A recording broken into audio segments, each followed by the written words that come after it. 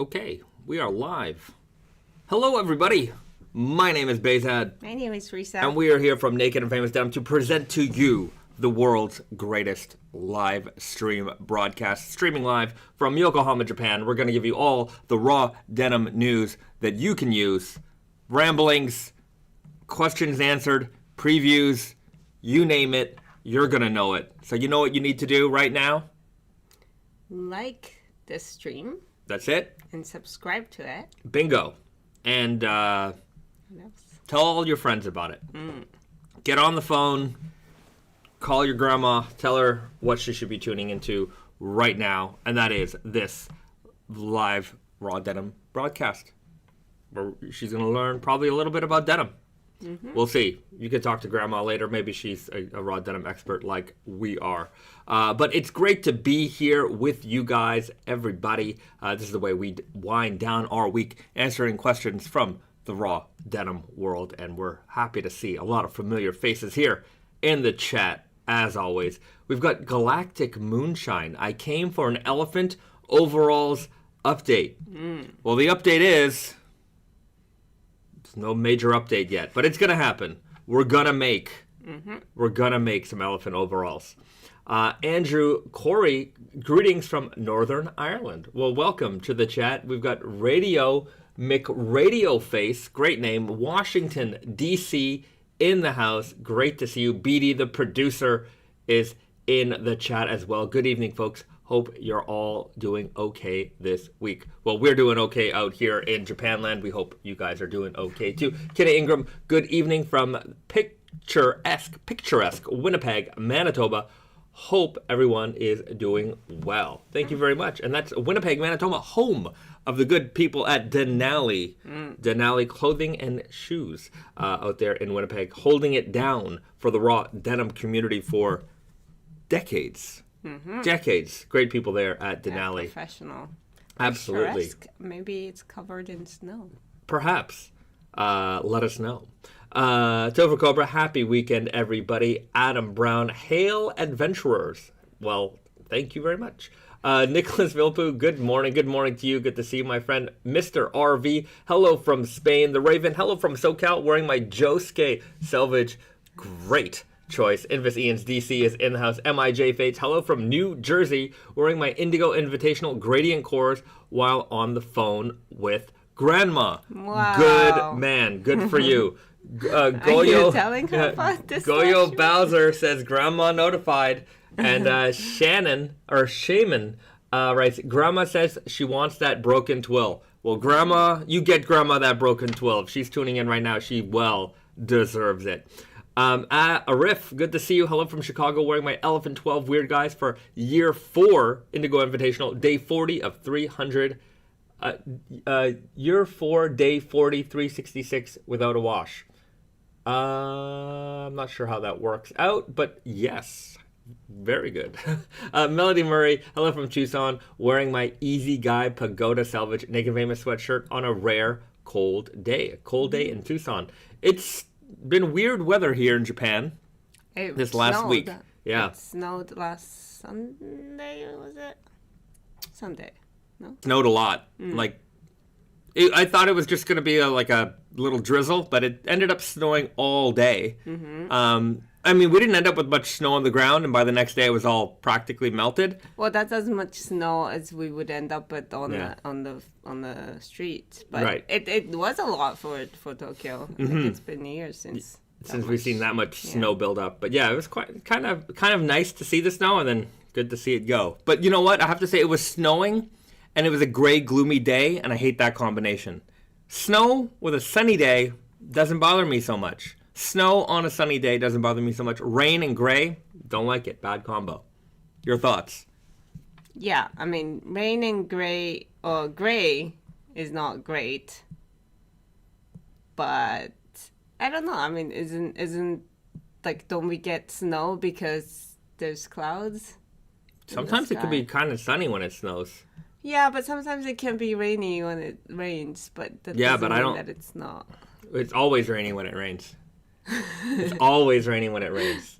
Sufian writes, hey, Bahzad and Risa, it's Chinese New Year morning in Malaysia. Well, Oh yeah. Happy yes. Chinese Happy Chinese New New Year to Year you. of the Dragon. Yeah, Lunar New Year, Year of the Dragon for everyone who celebrates. I can't speak Chinese, Mandarin or Cantonese like the boys at Tate and Yoko have surprised us with. Even I was watching that. If you guys didn't watch this week at Tate and Yoko, Terry and Garrett were really showing off their skills, their linguistic skills.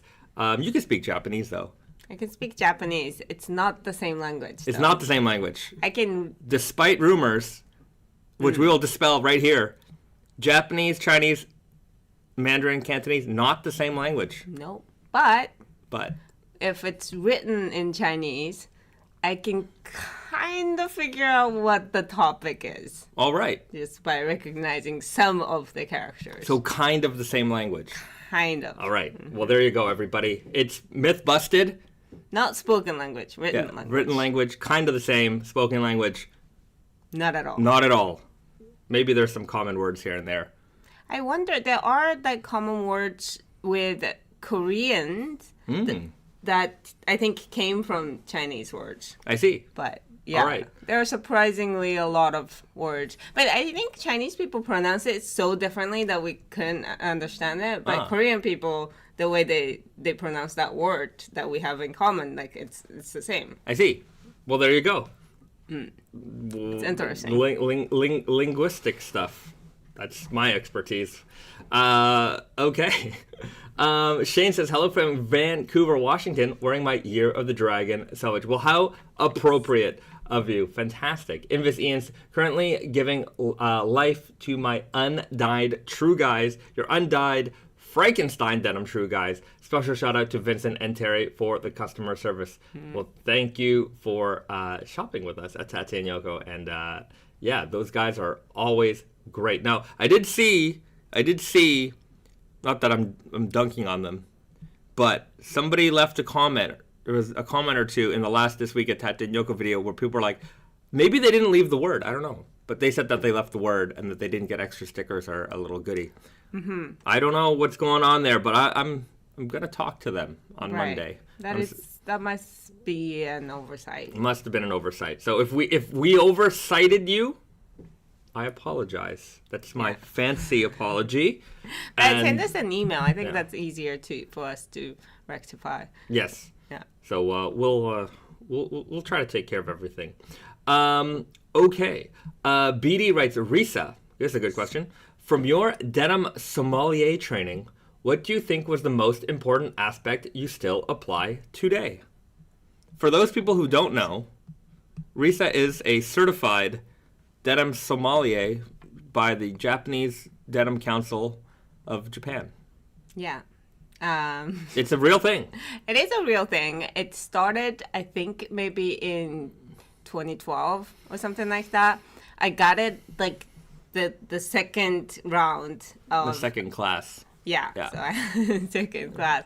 And it's not particularly like a super like hard test. Don't but give it yourself is some credit. like I had to buy a book and then like just kind of like read cover to cover, and basically just kind of like because denim, like, you know, people whose profession is denim, there's people from like, you know, raw material to, you know, making yarns, you know, dyeing yarns, like all the way to retail, right? Like everybody in all that like line is involved with denim, and their like point of doing this is so that everybody can be like, even the retail staff can understand how denim is made, and you know, all of that, because sometimes it gets lost, like, you know.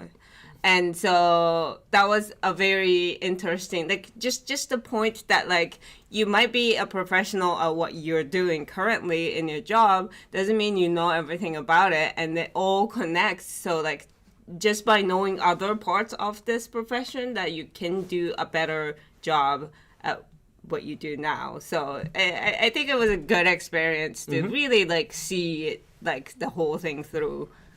Other than that, it was kind of, I don't know. After that, like the first couple of years, people started putting like denim Sommelier on their business cards, and I was like, that's kind of weird because it's not. No. It says it's a real. You got a real certificate. You had it was a course. You had to do the whole thing. Yeah. And it was like a real test, like like kind of like SAT. It's just like you go to a random room in like a building and everybody's just sitting. And or the bar exam, just as high. I think just as high. So I wouldn't know anything about that. So I think it's equivalent. And so if you're taking that exam to become a lawyer, why don't you do you get a designation when you're a lawyer? Like doctors get to be doctors, but lawyers, do they get to be like, are they anything? Like a title? Yeah. I don't think so. And here's another question. This is for the audience out there who probably has maybe more education than me. But Esquire. That's what it is. Oh, Esquire. I thought that was just the name of a magazine. Esquire. Really? Why don't they? Okay, can I ask for the lawyers out there? Do D-bag lawyers call themselves Esquire? Yeah, like doctor, whatever. Like D-bag doctors. I'm sorry if you're one of these people, but sometimes they're very insistent that you call them that. It's important to call themselves that in a particular setting. Like if you're consulting with a patient, you should refer yourself as a doctor, whatever, so they know you're a doctor. Yeah. But if you're shopping on Tate and Yoko, for instance, like you don't need to be a doctor. No, that maybe he's going to the hospital or whatever. They have to know, but it's like at Starbucks, if you're like, what's your name? Doctor, whatever. Yeah. See, it's not necessary. Yeah. No, like or your dry cleaning pickup ticket. Yeah, not like I'm talking about not like a package. I'm more talking about like customer service. Oh, right. Yeah. Sometimes that happens. It is kind of funny. I'm like, it just feels like it's not even a humble brag. It's just, yeah. So no, it might be again, like I might just be like misunderstanding this. Like it might just be in your like email signature, and it just you don't bother to like delete it or whatever. But I think I don't want to offend anybody, but it is kind of funny sometimes when people bring that up out of nowhere. It's like, wait, because I feel doctorate doesn't just apply to the medical doctors. There's also the doctors of everything else. Literature, this and that. I'm definitely qualified to be a doctor of denim. No question about it. I'm just saying it. I'm going to crown myself that. And why can't I just crown myself with said title? I suppose I could. Because then anybody can. And Dr. J, the basketball player, wasn't a real doctor. Yeah, but it's a nickname. I don't think he would just put Dr. But I think it would be offensive not to call him Dr. J. Right, but it's a nickname again. Like... You know how, like, on credit cards, sometimes you have, like, doctor, whatever. Do they check? Can you just do it? I always wondered what that is. Like... Mr. and Mrs. Fades, doctor, both of us. Esquire. Yeah, but also, can you be Esquire, like, on credit cards, too? Like, do you get the same amount of... Like, I don't know. It's very interesting. Okay, so can you be? I suppose you could be Doctor such and such Esquire. Mm-hmm. Can we be Doctor, Mr. and Mrs. Fades, Esquire? Doctor, Miss. Yeah. Doctor, Miss. Like we're both doctorates of denim, of course, and we'll just change our name to Fades because we can do that because it's last name. Yeah. Okay. And then Esquire because why not? Well, I don't know. Esquire could be a part of our name. We could change our first name, both of us. Doctor. No, there was like a bit like that. I thought I don't remember if it was real or if it was just a joke. But some people it's like you name your kid Doctor, and yes, that's good. You have to call them Doctor, whatever. Kenny Ingram writes, I had a client that introduced himself as Doctor last name. It became a real inside joke at the store because of how over the top and self-absorbed it came off. Yeah, it is a little weird when people do that. Yeah. I'm Doctor blah, blah, blah. I'm like, dude, I'm just trying to sell you some jeans. Right. But, again, I'm a doctor, too, in denim. No, but you're not like certified. And because there's no there's no certifier. I want to be the certifier. That's a word. That's a good word. That's a real word. I don't know. I just think that maybe like I always find it funny. Yeah. But maybe they have their reasons. Maybe. Maybe it's just they're so used to it or whatever. I don't know. Maybe I shouldn't judge. It's okay to judge. This is a judgment-free judgment zone where all judgments are fine, and we're okay with it. If we're wrong, then we're wrong. But I also like that, like, I guess Esquire, you put it in the email after your name or whatever, just indicating that you have, like, you have the license to practice law or whatever, right? And then same thing with, like, MD. And then, like, MD... No, MD doesn't say you have a license to practice anything. It's just, you have to be a medical doctor. No, you don't. You could be a doctor of fine arts, and you get the title of doctor. Oh, that's not MD. Medical well, MD, doctor. yeah, MD. Yeah. Just that's why I like MD better than doctor, just in general, because, like, it could be But I'm an MD, Master of Denim. MOD, maybe. MOD. Mod. So, Pedro writes, that's Bahzad's next project, a doctor certification for denim. Yeah. I think it could be applied to anything. If you've spent 15, 20 years making coffee and being amazing at it, why don't you get a title? Well, but why do certain industries get titles? We don't get titles. But another thing of it is that you have to test it, right? Like, you can't be, just because you worked in like, wine bar for, like, 20 years doesn't mean you're a sommelier. You have to take the test and prove that you can, like, be... I'll smell the denim, I'll lick the denim, I'll tell you what it feels like, I'll give you the weight, no problem. I can do that. You just have to make the curriculum and then just, have, like, a testing procedure. To be fair, the Jean Sommelier thing, it was mostly a multiple choice, but it was an essay question. There was an essay question to it. And you had to do it in a foreign language. That's a joke, because it was in Japanese, and it's foreign to me. All right, there's some comedy for you. There you go. And so does that wrap up the importance of the denim sommelier? I think so. Yeah. How has it enriched your life? Oh, how did it... I mean, it just, again, like I said, it's just understanding that you're a dot in this stream of, things that happen to make denim or jeans. Right. It's interesting. It gives you a perspective. All right. Well, I guess we'll try to work on that doctorate program for it. So we'll step it up. Sommelier, denim doctor. Mm-hmm. That's definitely a step up. Here's a good question. Should that only apply to people who fix the jeans? Yeah, I mean, to be fair, that is a good question. Like, yeah, it's like a doctorate in denim kind of sounds like a doctorate in, like, I don't know, anthropology. You know what I mean? Right. Like, yeah. Right. And then, like, medical doctor equivalent is the people who save jeans. See, we're figuring this whole program out right now. So there you go. It's all gonna come together. We're gonna figure this all out. So once we have the program set, you guys can all apply. We can all be doctors, certified by this guy right here. Yeah, and there'll be teachers of denim. Yep. Professors. Professor Denim. Yeah, that's it. David and David. I fix jeans. I am not a doctor of anything.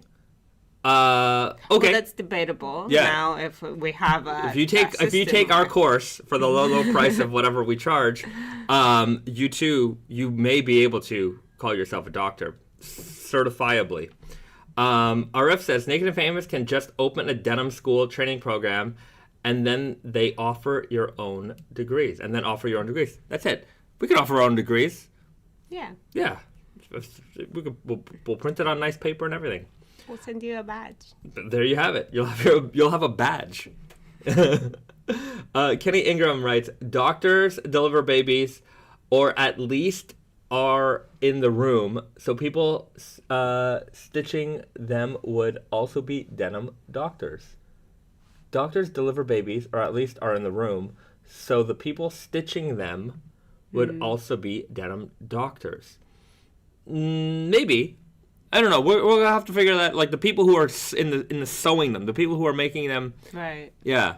I don't know. Nurses can give stitches, but they're not doctors. Can nurses can give stitches, right? Sure they can. I think superficial stitches. I don't think they can open up like your internal organs and do. I mean, they can. They'll probably screw it up. All right. Stephen Copelcam writes, Bahzad is more like a denim pimp. I don't know if I would consider myself a pimp of denim. You're selling? I am selling, but I'm not whoring them out. You know, I want you to, you know.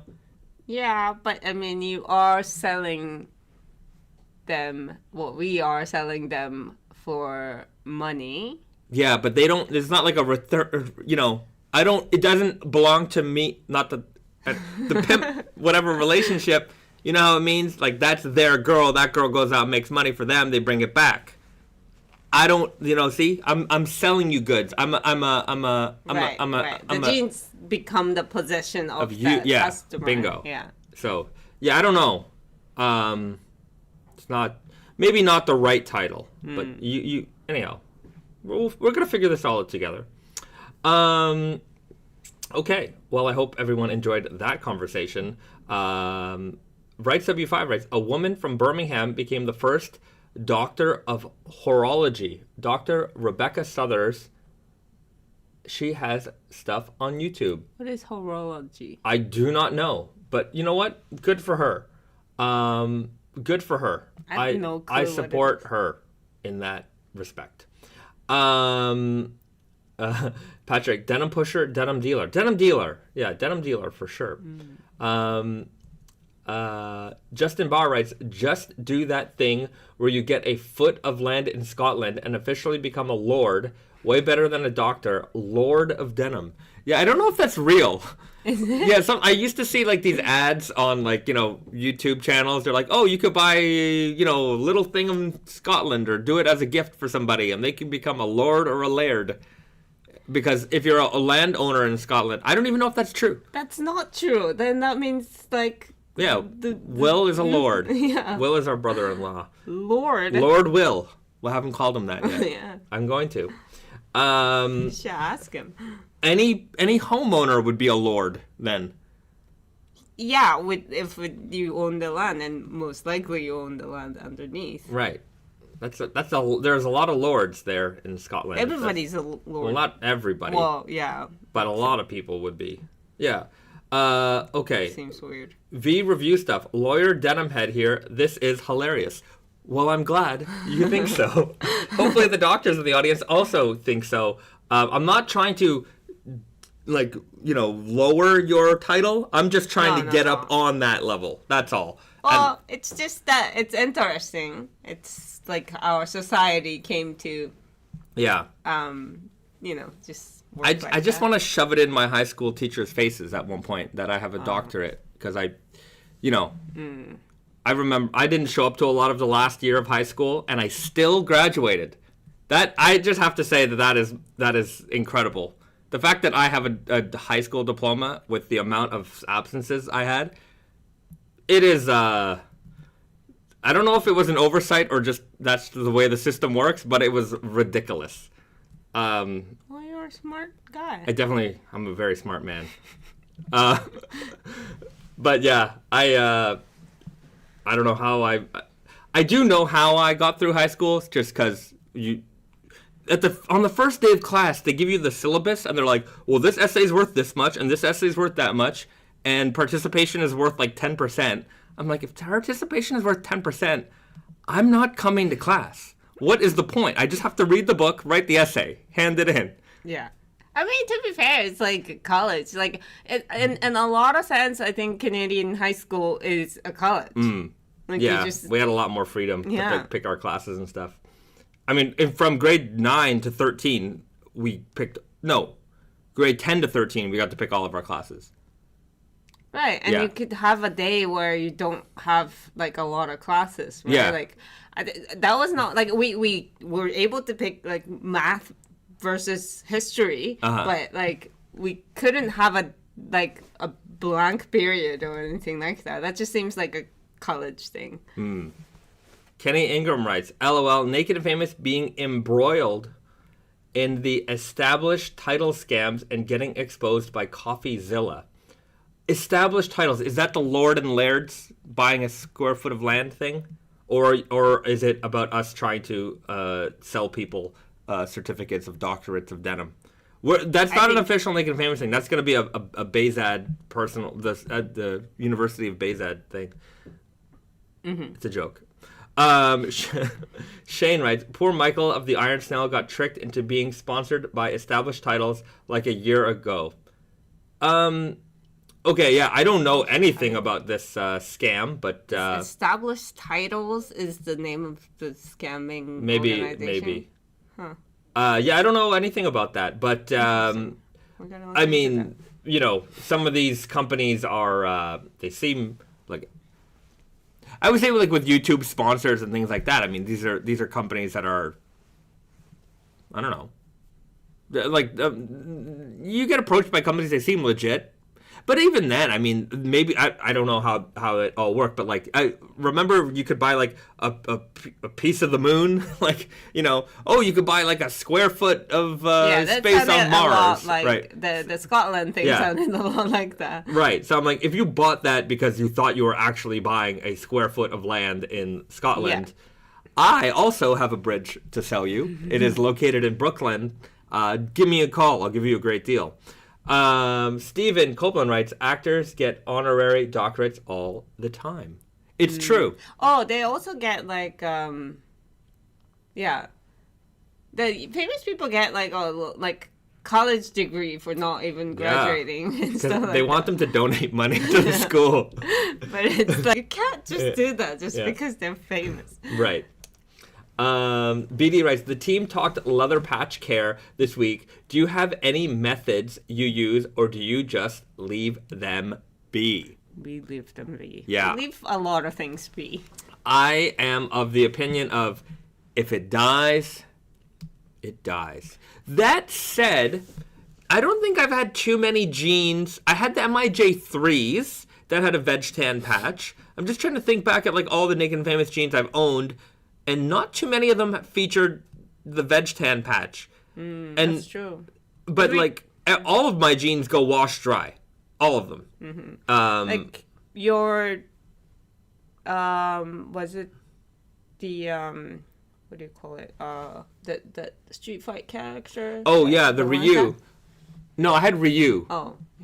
You know what? I had them, but those never saw the wash because I only wore them a couple times, and I got a little big for them. So I outgrew them faster than I could actually enjoy them. Mm-hmm. So those never hit the wash. Right. I mean, I don't know, like any of my things are, I think, either English tan or dark brown. Mm-hmm. Nothing. I mean, no problem. Yeah, I've had no major issues. Like, even I've seen every now and then, like, you know, a veg tan leather patch turn into, like, you know, a piece of beef jerky. But it's few and far between. I'm sure most people put their jeans in the wash dry. You know, we don't recommend, like, officially we don't recommend the dryer, but I just know that jeans inevitably end up in there. Yeah. And, like, you know, I don't get too many issues or complaints. Every now and then, like, you'll have somebody who was like, I boiled my jeans, and then I've literally had that, because they're like, I wanted to shrink them, so I boiled them in hot water, and then, like, the leather patch turns into, like, a potato chip. Mm-hmm. Yeah. But I don't treat them like special. I had the natural veg tan belt for a long time. Doesn't fit me anymore. I think it's sitting in the Naked and Famous showroom somewhere. That patinaed beautifully, and nothing. I did absolutely nothing to it. Just wore it. It had water stains. You know, it's on my belt. I'm at the counter doing dishes, and whatever water spills on it, didn't matter. It just looked cool. So for me, I just let that stuff ride. I mean, I never paid attention to that. But it's also that, like, you know, we kind of consider, like, our jeans to be, like, you know, just rough and tough. Like, we don't take care of them so much. Because, I mean, first of all, like, we have a lot of them. But second of all, I think it's just, like, that's what jeans are for. Right.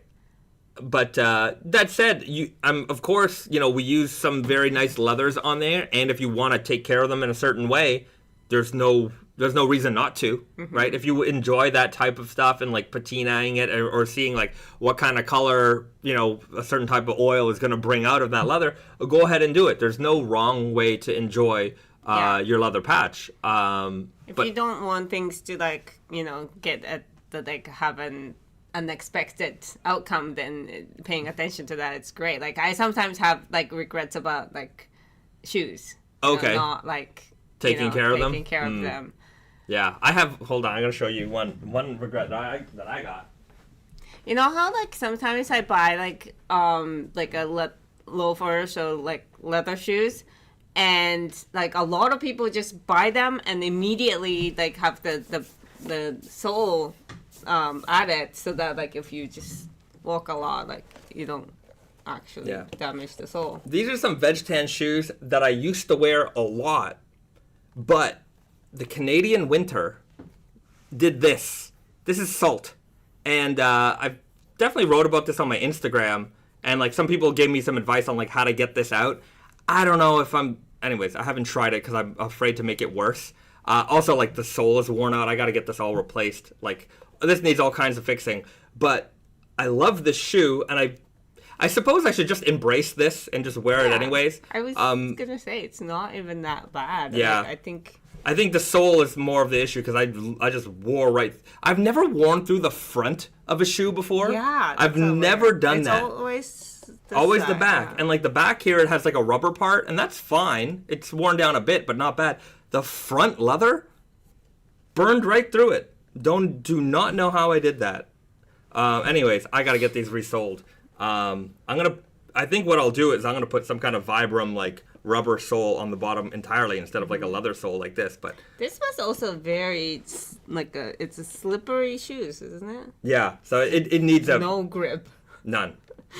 The leather wasn't bad, but anyhow, I need to put a Vibram sole on here, something with a lot more grip on it. But I mean, in terms of like its aging, aside from that toe that I really don't like the way it turned out. I think they look really awesome. So yeah, that's these. These are Hender scheme for people who are asking. The veg tan shoes. They look great when they're brand new, and then they look medium when they're in between, and then when they're like really dark brown, then they look amazing again. I actually think they don't like look that great when it's brand new. Like the black ones, they look really nice, but like the natural ones, like I don't like how they look when they're new, but like worn in, like it looks really cool. Yeah, they make like a Converse veg tan shoe that I want to. I have another veg tan shoe. Has a lot of shoes. These ones look cool, and like the toe also did, I guess, kind of the same thing, but like you can see how much more patinaed these are. I should wear them more. You know what I need to do? I need to change the laces, because I think the leather laces, I don't like tying these up, but if I just put on some regular white laces or something, they look cool. But yeah, you can see it does this thing around the toe that's maybe a little off-putting, but I guess as far as like the color has changed, it's a lot more mature looking, so it looks a lot nicer, in my opinion. Anyways, maybe I should stick these in the sun. It looks weird when you're showing this side, because this is the inner side. Right. This one looks like much cooler on the outside. So more work, I guess. Veg tan shoes. There's a Converse Chuck Taylor style veg tan that Hender scheme makes. These are from Converse, actually. I forget. These were like a very limited edition shoe from like a decade ago. Hold on, maybe I can. I don't remember. This is 2010. 2010, made in Italy. Yeah, these were something. Yeah, it's cool. Yeah, what does they say? Converse SAC 005. That's it. So, anyways. Yeah, cool. Find these on the internet somewhere. Enjoyable. Otherwise, look for the Hender scheme Chuck Taylor high top. That to me is a really cool shoe. Shane writes, that's why you got to keep your boot or shoe collection small. Ken Ingram, I have 4 pairs of boots, 2 for work, 2 for casual wear. Yeah, I don't. I have a lot of shoes, and I don't leave the house very often. And when you do, you don't wear boots anymore. Yeah, I don't wear. They never. Well, I wear my like lower cut Yucatens more than the chunky boys. It's because there's no snow. Like, you know, if I have to like trudge through snow, I'll wear like a high cut boot. But yeah, I don't have to deal with that, so they don't get put on as much. Goyo Bowser writes, any tips for raw hems? I think it would be a good look on the 100% hemp jeans, but don't want to ruin them. Any tip? I would say that if you're doing raw hems, make sure that you're cutting the hem of 2 things you want to do. Number 1, you want to measure. You want to like draw with the chalk or a fabric marker where you're going to cut those jeans. Right? Don't just freehand it. Don't just take a pair of scissors and chop away. You're not going to, it will not be straight. It just won't. So don't do that. True. Number 2, use fabric scissors. If you don't have fabric scissors, go to the fabric supply store. Sometimes the dollar store's got fabric scissors. Dollar store definitely has them. In Canada they do. I don't know about America, but 100%. Okay, 100% from Risa. Get fabric scissors. They're sharper. They're made to cut fabric. You will absolutely notice a difference when you use fabric scissors to cut fabric versus just your kitchen scissors. It's not going to be the same thing. Also, if you use your like whatever scissors, you're going to ruin them. Like you have to have separate ones just so that like it's not. Yeah. Like you can't cut paper after as well. Leave your fabric scissors just for fabric. Don't cut other things with it. Or get like a roller cutter for fabric, and that'll cut through the fabric as well. Clean cuts. You don't want to have jagged edges. So that's my number 1 pro tip. Number 2, if you're not sure about the inseam, if you're not sure about the length, long is always better than short. So you can always make them shorter. You can't make them longer. So if you chop them and you feel that they're a little too long, well then chop them again. So err on the side of caution there. I also think that maybe you should chop them, wash them, and the little the weft would just fray a little bit. Yeah. And cut the really loose ends. Yeah, too long weft, and then if you like because you want a little bit of fray to happen, but after, like, if you just leave it and keep washing it, like, the jeans are gonna get shorter and shorter. Yeah. So at some point you might want to like have like a sew the edge. Yeah. So like close to the edge so that it doesn't fray. Forever infinitely. and ever. Yeah. To be fair, I have jeans that you have sewed the edge down. I don't want to put my feet up on camera here, but maybe a little bit. But what's gonna happen is Risa, at the very edge of the jean with the sewing machine, she just sewed some straight lines down, so the fabric doesn't ride up beyond that point. Now I have jeans where you've done it, which is this pair. I have jeans where you haven't done it, and the ones where you haven't done it, I haven't really seen any like major issues of them shrinking, like too much of the weft coming undone. Just at some point it just feels like it stops, but every now and then like you'll get like a little bit of weft coming through here. You just snip those off, if they start to get too long. But yeah, I suppose like there is technically a danger of it getting a little bit shorter over time. Yeah. If you don't do it. I mean, it's just like a precautionary thing. It's not necessary. 100%, but it's nice to have. Yeah. And if you just do it in a similar colored thread than dark blue thread, then you don't see it. Right. So there's some pro tips for you there as well. Oliver Anderson writes, I think Bahzad just needs a stream showing off his wardrobe. I don't think there's enough bandwidth in the world to show off that wardrobe. There's a lot of stuff. Maybe one day, but yeah, we might need more bandwidth in order to do that. Okay. The Raven writes, I have 4 boots, 2 sneakers, and 1 loafer. That's amazing. Yeah. It's really... That's amazing that you maintain that. Yeah, it's smart. It is absolutely smart. Yeah, that's a discipline. I do not possess such discipline. Yeah, I don't know. But I guess we're also in a different boat. You know, clothing is our job. So some of this stuff is, you know, when you're around it a lot, you're a lot more tempted by it. You know, interesting. Yesterday, I met up with a friend who is visiting Japan and is a former colleague of mine, and we used to work at the department store together. And you know, when we worked there, the amount that we egged each other on in terms of like buying stuff, like we bought stuff nonstop. Like we were just around stuff all the time. So it was just like, oh yeah, new shoes, new shirt, new this, new that. It was just part of it. So, you know, I know for me, it's absolutely not a matter of need, but you know, these are certainly things that I'm interested in. And I'm sure other people are interested in too, but I would say that maybe don't take the position of having 50 or 60 or 100 pairs of boots. It adds up, and it takes up a lot of space, and you certainly can't wear them all. And especially for clothes, yeah,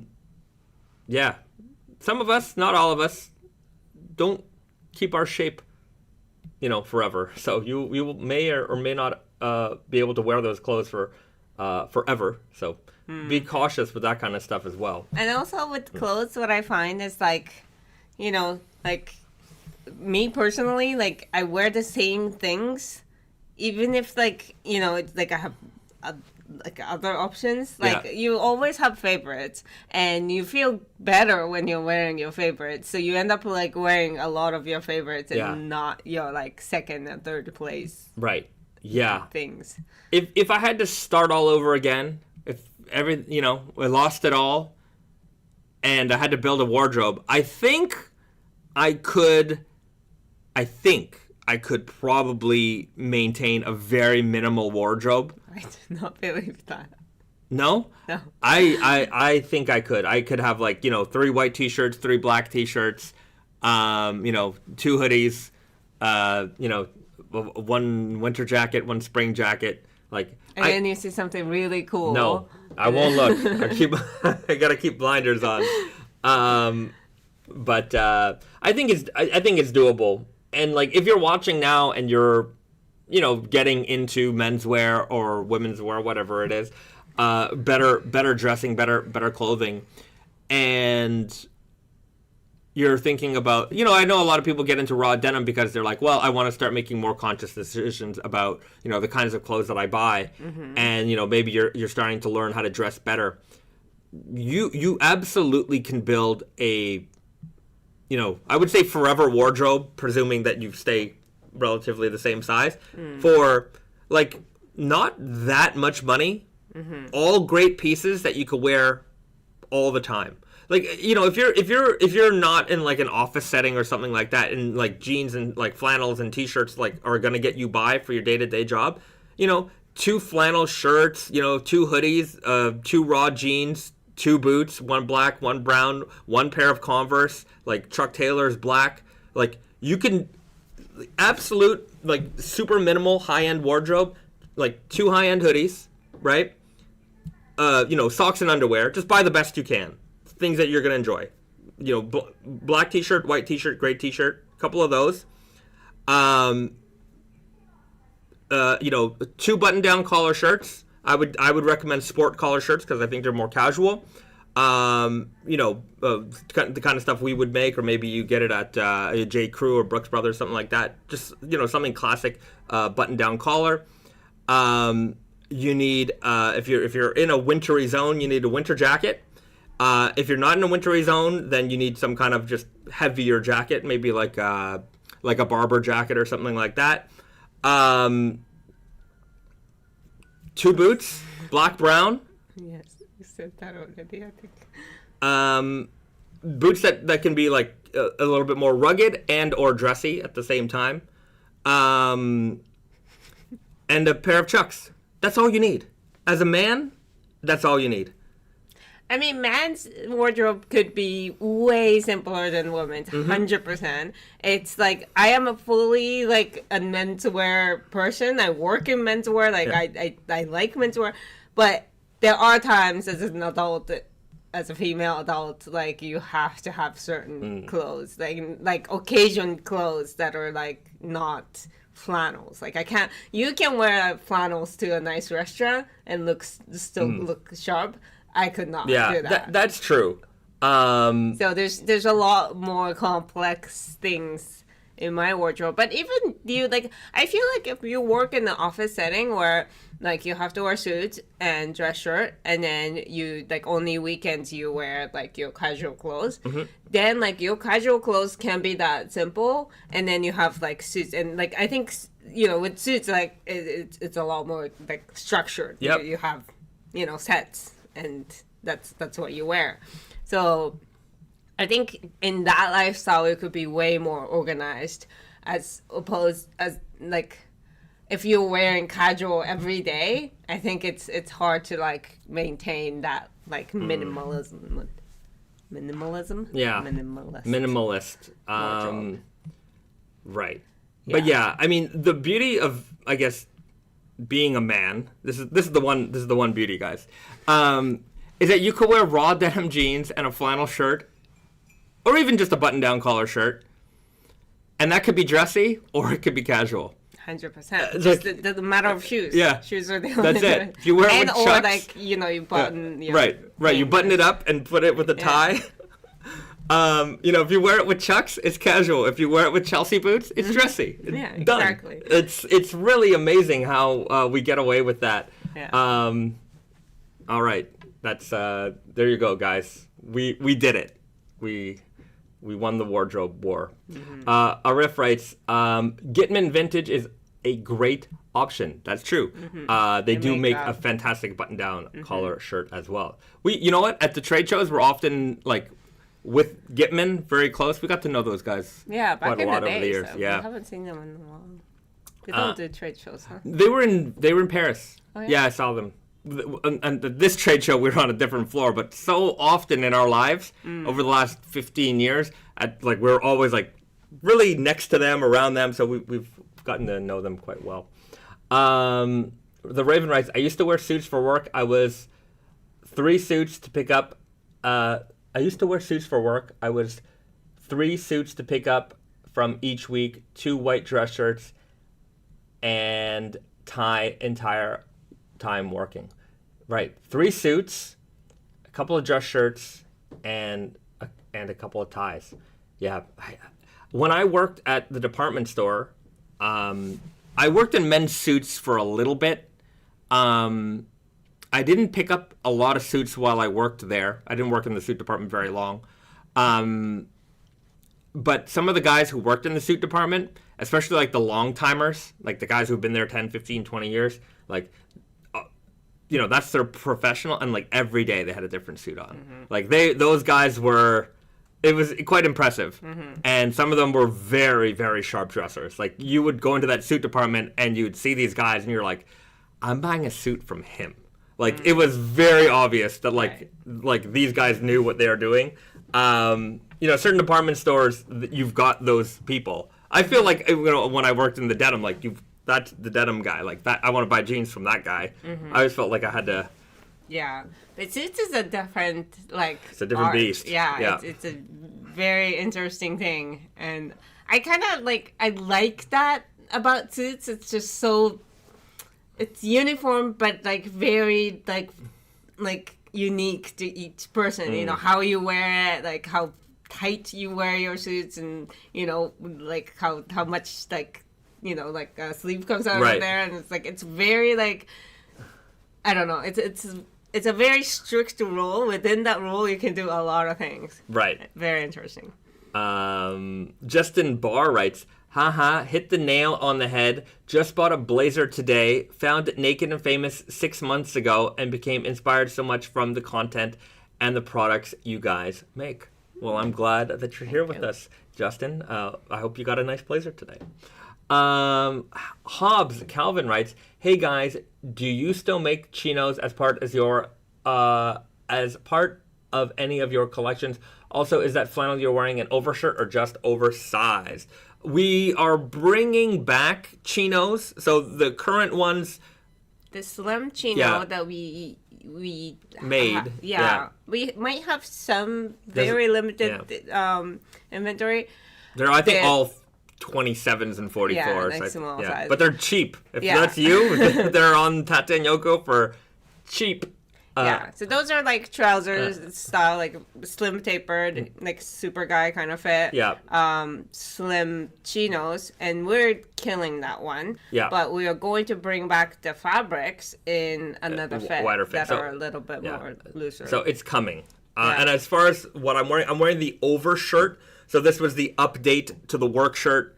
The work shirt was a slimmer fit. Work shirt was a shirt fit, whereas like this is an overshirt fit. So it's designed. It is oversized by design. It's in your size. It will fit over a hoodie. So this is how you would expect to wear it. I'm wearing a medium, so you can see I get a hoodie on it, no problem. Even then, I got a little bit of room. It's supposed to be casual and just a great layering item. If you wear it in a size that is a little bit smaller, like I'm typically a medium. I get a medium in this, and the medium in this is a little big. If I wear a small, it'll fit a little bit more like a shirt. So that's how the overshirt works. And you can. This is from fall 23. This is fall 23 one. Yeah, just a tip, like on Tate and Yoko, if it's called work shirt, then it's more of like a shirt fit. I mean, you should still look at the measurements. But like overshirt is like the oversized fit. Okay. Marcos writes, hey, probably a beginner question, but what's the biggest difference between MIJ jeans and Japanese denim made into jeans in the US or Canada? All right. There's this is a it's not a beginner question, but it can be a complex question. Because I don't know if you're talking about general made in Japan jeans, or are you talking about our MIJ line? It all depends. Like, you can certainly have what we do in made in Japan as far as the physical design of the jeans. There's a lot more design elements to that product. Whereas, Naked and Famous Denim has everything you need and none of the stuff you don't, right? That basically is what differentiates the Made in Japan line from the Canada line. The design elements in the MIJ jean that we make are we threw everything at it. Every possible like high-end, high-spec detail that is really for the detail nerd, the person who wants to have these details, whether or not they're like, functionally necessary. That's up for debate. Those are generally like design details that is mostly aesthetic, and also that like it's kind of like a vintage detail that people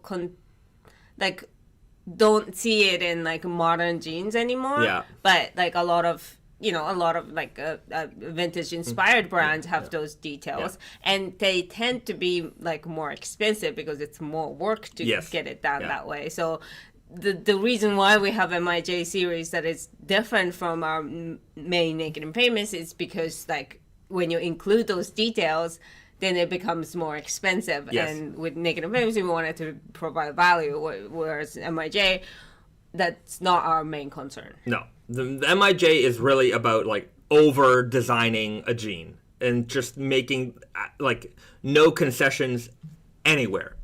Make the best possible product at whatever cost it costs. If it costs a lot, it costs a lot, but that's what it costs to make that. We're still providing good value considering what's in it. But again, we're not trying to make the jean a little simpler so that we can sell at cheaper, lower price. So with Naked and Famous, when I say like, you get everything that you need and nothing you don't, like there's no design, there's nothing that you in terms of like the functionality or the structural like integrity of that jean that is missing, right? It is as classic construction as you can get, without, some vintage details that, in some cases, I mean, some of the vintage details are there in vintage jeans because certain processes didn't exist to, improve on the production of that, element, right? A lot of jeans today, they still use rivets. And we use rivets at Naked and Famous, but, there are sometimes it might be an efficiency issue, but like bar tacks are quite strong, and there are circular bar tacks. There are jeans that you can find today. You go to the store, probably if you buy like a mall brand jean, they might not have like actual metal rivets on it, but they are bar tacked in all those high strain points, and the bar tack is just as strong as any rivet is going to be. So it's not that these one detail is better necessarily than the other.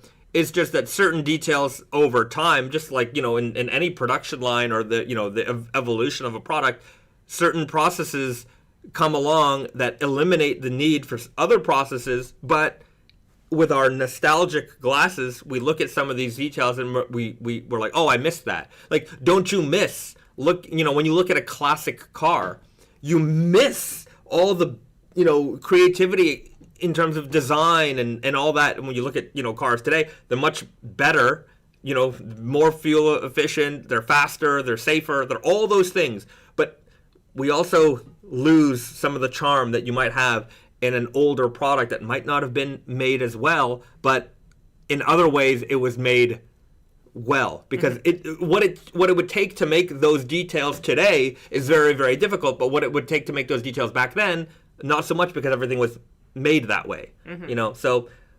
I know, yeah, and also one of the biggest differences is that with Naked and Famous mainline made in Canada, we're more we're catering to everybody, whereas MIJ is more towards hardcore, denim enthusiast. So. We use, a lot of the times we use an unsulfurized denim that has a lot more character, but it has the high shrinkage. Twisting ability as well. Yeah, so when we do rinse wash to actually, plump up the fabric, the texture is even more emphasized and it's more beautiful, but it's also to take out the shrinkage. You can't undo a twist.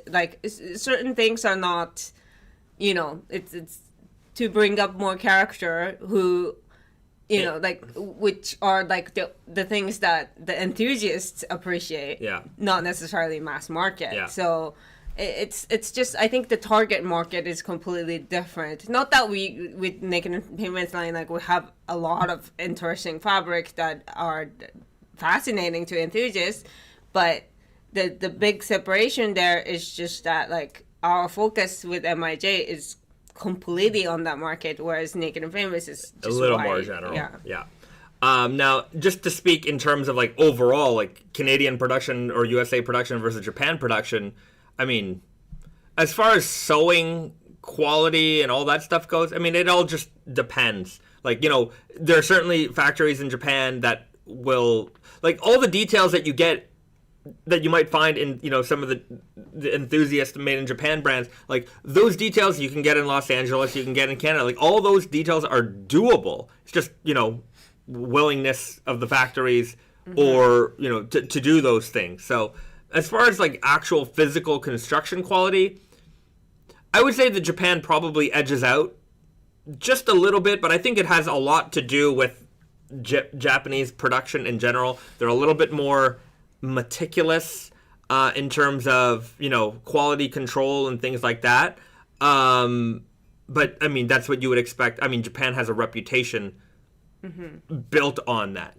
high quality. If it works, it works. Not to say that everything's always hunky-dory, but the West, when we gave up production, I think we lost a lot of expertise with that. And not to say that the products are bad. It's just that, it's hard to keep. It's hard to keep that tradition going. Yeah. Whereas Japan, even though a lot of production has left the country, the expertise in many ways just didn't. Sometimes it has to do with the fact that the people who are making your products are older and they've been around for a long time, and they were there at the boom, and they're there for when it's not as booming anymore. But there's just also just an ingrainedness of, I don't know if it is just Japanese people, the way they're educated, things like that, that there's a, this is the job, I'm going to do the job. And so there's a lot more of that. Like, I'm going to say it. It's going to sound a little...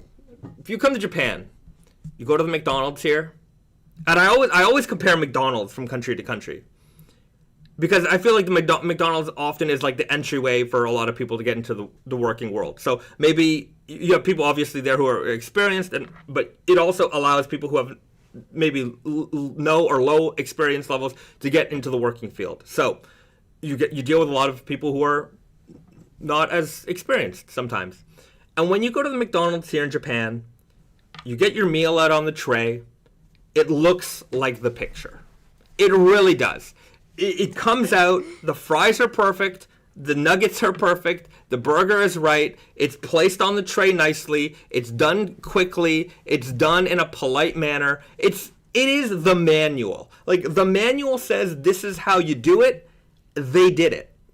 Whereas in Montreal, and I'm going to specifically call out Montreal, if you order a coffee, if you get it within 7 to 15 minutes, you are lucky.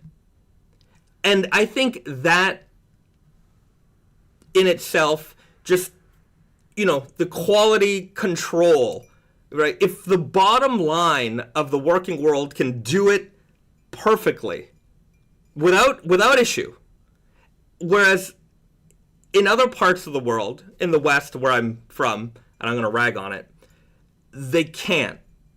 There's people there who can, but what your experience has been like, and you're like, wow, I could just go and pour the coffee. And I'm certain McDonald's in the West is going to go in that direction. Not only are you going to order it yourself on the little screen, they're going to have you pouring it yourself soon. And that's the only way that you're going to be able to get your food. So there is something ingrained about Japanese quality that is, maybe it's running through the water, the education system, the culture, the history, whatever it is, but they can continuously produce a high quality product. Whereas otherwise is maybe... It's like in Japan, when we think of America, like, there's a word we use, like, about, literally, like, about. And it's like, when you do something, like, really kind of, like, just, like, flippantly, not meticulously, yeah. And we call it, like, oh, that's so about. And it's just kind of like it's kind of like I don't know, like, because I lived in the States for a while and came back and do something, like, differently from my friends or whatever, yeah. Like, the kind of, like, their suggestion is that it's like you're Americanized, like, you do things, like, so, like, right, yeah, aboutly. And it's kind of like, it's a good thing sometimes, but maybe in manufacturing, like, especially something that are relatively, like, hand operated, like, it's not that machines are making these things step by step, so it's a little bit more like a person's, like, meticulousness, person's personality is in the product, right? Like, once it comes out, like, and yeah, I mean, I can understand what you're saying, but also part of it is that, like, Japan is a smaller country, smaller market, so, like, any like factory, like the operation is just, in general, like, we have a ton of small factories, like, a lot of factories that make stuff in Japan. I mean, there are some that are big, but also, like, there's a ton of independent, like, really small scale sewing factories all over the country. So when you have some like a very specific item that we want them to make, they're a little bit more hands-on. Like, they're just, it's not like they can do this oh, they can't do this. Yeah. They're gonna say like, okay, we can work things out. Like we can, maybe that's also a part of like, a benefit of making stuff in Japan. You can, do a small scale production with a lot of flexibility. Yeah. In the West, you have factories that, you have your sewers and you have to hang on to them. Because sewers are few and far between, and especially the really good ones, and you have to just do your best to hold on to them. And it's an aging population as well. Whereas like here, I find you still get younger people who will find themselves, not as many, but still you like. Oh, it's a humongous problem here. No question, it's a problem everywhere. But still, like, you will still see younger people in there. Whereas, like, in the West, like, anybody under 40 in a factory is few and far between. Few and far between. Like, you bring in and part of it is that I don't know if I probably talked about this before, but like I remember at one point, years ago, I was on like this. We gotta like youthfulize. I was about to say we gotta euthanize our. No. We gotta euthanize our workforce. Sounds like a joke from something. Probably. Yeah, but we had to make it younger in there, and I was trying to hire younger people, and they'd come in and like one day they were out. Like they couldn't last 2 or 3 days in there, and it was like little things that really irritated them. Where we were willing to train people from like basically scratch. Like if you're willing to learn, we're willing to teach, and it would be a matter of like, okay, well I'm listening to my my music while I'm sewing, and we're like, that's actually a safety thing. Like you can't do that, right? And things like that would just really bug them. And it's like, yeah, I understand why it's bothersome. Like we do have a music playing. It's like French Canadian pop music, but or like whatever's on the radio. But like the group kind of decides like this is what we're going to listen to. But like you can't have individual things in your ears because you need to hear what's going around you. You need to hear the sewing machine. You like it just. But like conveying that to some people is just like. They're not gonna. That's not what they're about, right? Mm-hmm. So there's definitely a part of it that's a little bit difficult. But talk about like work-life balance, though. Like factory work, like if you're sore at a factory, you're going home at 5, or like 4, whatever the day is over. You're not even staying like a minute longer. So like if you want to have like a good like. Personal life that you can get home at the same time, every day, then I feel like that's such a good work. Yeah, one of our factories has a 4-day work week. Mm-hmm. They work 4 days a week. And like a month off. Yeah, months off. Like the amount of holiday they get is a lot. Yeah. I've never seen that much holiday personally in my entire life. Yeah. And you can't choose your holidays. So so that's the part that I think a lot of people don't like. To be fair, you get like a month off in the summer and you get a month off for like Christmas, and then you have another like couple of weeks like throughout the year that you can kind of just as long as there's coverage, but it's like you get a lot of holiday. 4 days a week. Like we make it really. We try to make it very balanced for everybody. Like you are happy with this setup, and So anyhow, we do our best to make sure that all of the people that we have are the absolute best. But it is not easy to hire, and it's not. And retaining is less of an issue. Actually, we hold on to our stores pretty good, but we offer a lot of good benefits for that. But expansion is difficult. Mm-hmm. If you want to make like we did hire a few people not too long ago, so our production capacity has grown a little bit, but like every time you hire though, like you have a slowdown period because some people have to train them, and then the trainee is not doing actual full efficiency. Work. So it's a slowdown period before you become more efficient. So it's kind of like when do you do that? But like we can handle our production, but like some factories are like, oh, we do production for a bunch of brands. Like in the past we've done little bits of production here and there for other companies, but our factory is running at pretty much full capacity on our stuff. And say like Walmart were to come and be like, yeah, we want to make some like cheap made in Canada jeans. I don't know what cheap would be, but say they wanted like, we want jeans made in Canada for all of our stores in Canada. Like, we couldn't handle that capacity. Like, it would be impossible. It would not be something that we could do. But yeah, I don't think any factory in Canada could do that. Even factories in the States, I don't think that they could handle like I mean, America's bigger than Canada, but say Walmart wanted to like start a made in USA jeans program. I don't think any one factory in America could do that. I don't think that's possible. Maybe in Mexico, yes, but not in USA. I could be wrong, but I don't think T-shirts, yes, but jeans, I don't think so. Anyhow, maybe one day, maybe we'll get it all back. We'll see. It's all up to you guys. It's only you. Only you. God, I wish I could work there. If only I could go back in time and convince my parents to immigrate to Canada instead. No, I mean, you want to be... If you're in, I think... You're in sunny California. Just, you know what?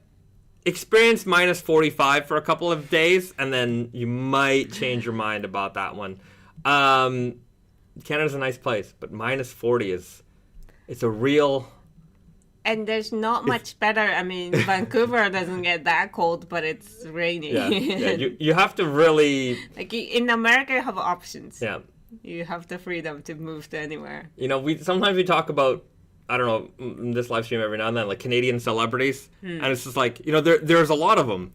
And I think it's because of our Canadian resilience. You know, it's like, we lived here, you just have to be so much more. And like, when you get to America, you're like, oh, this weather is wonderful. I'm going to work all day. I have time to go outside. And I mean, not all of America is beautiful weather, but, you know. Maybe a little bit of that. But also, like, you know, like being Canadian is a thing that people talk about. So you hear a lot. Whereas if you're American, like big in America, nobody's talking about, oh, that guy's American. Right. That's true. The assumption is you're American. Junior writes, minus 40 sounds like a nightmare.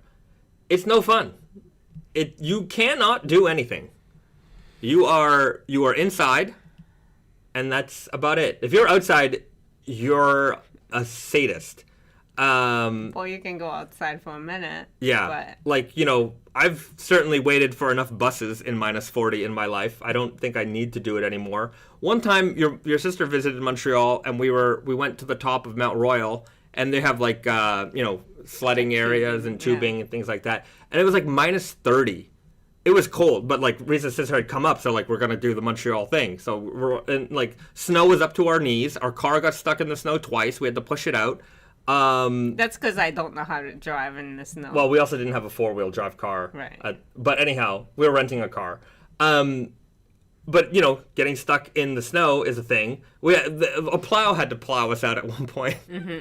Also, our phone stopped working. Yeah, I had the phone because I was recording, like, you know, going down the hill. Phone was just like, too cold.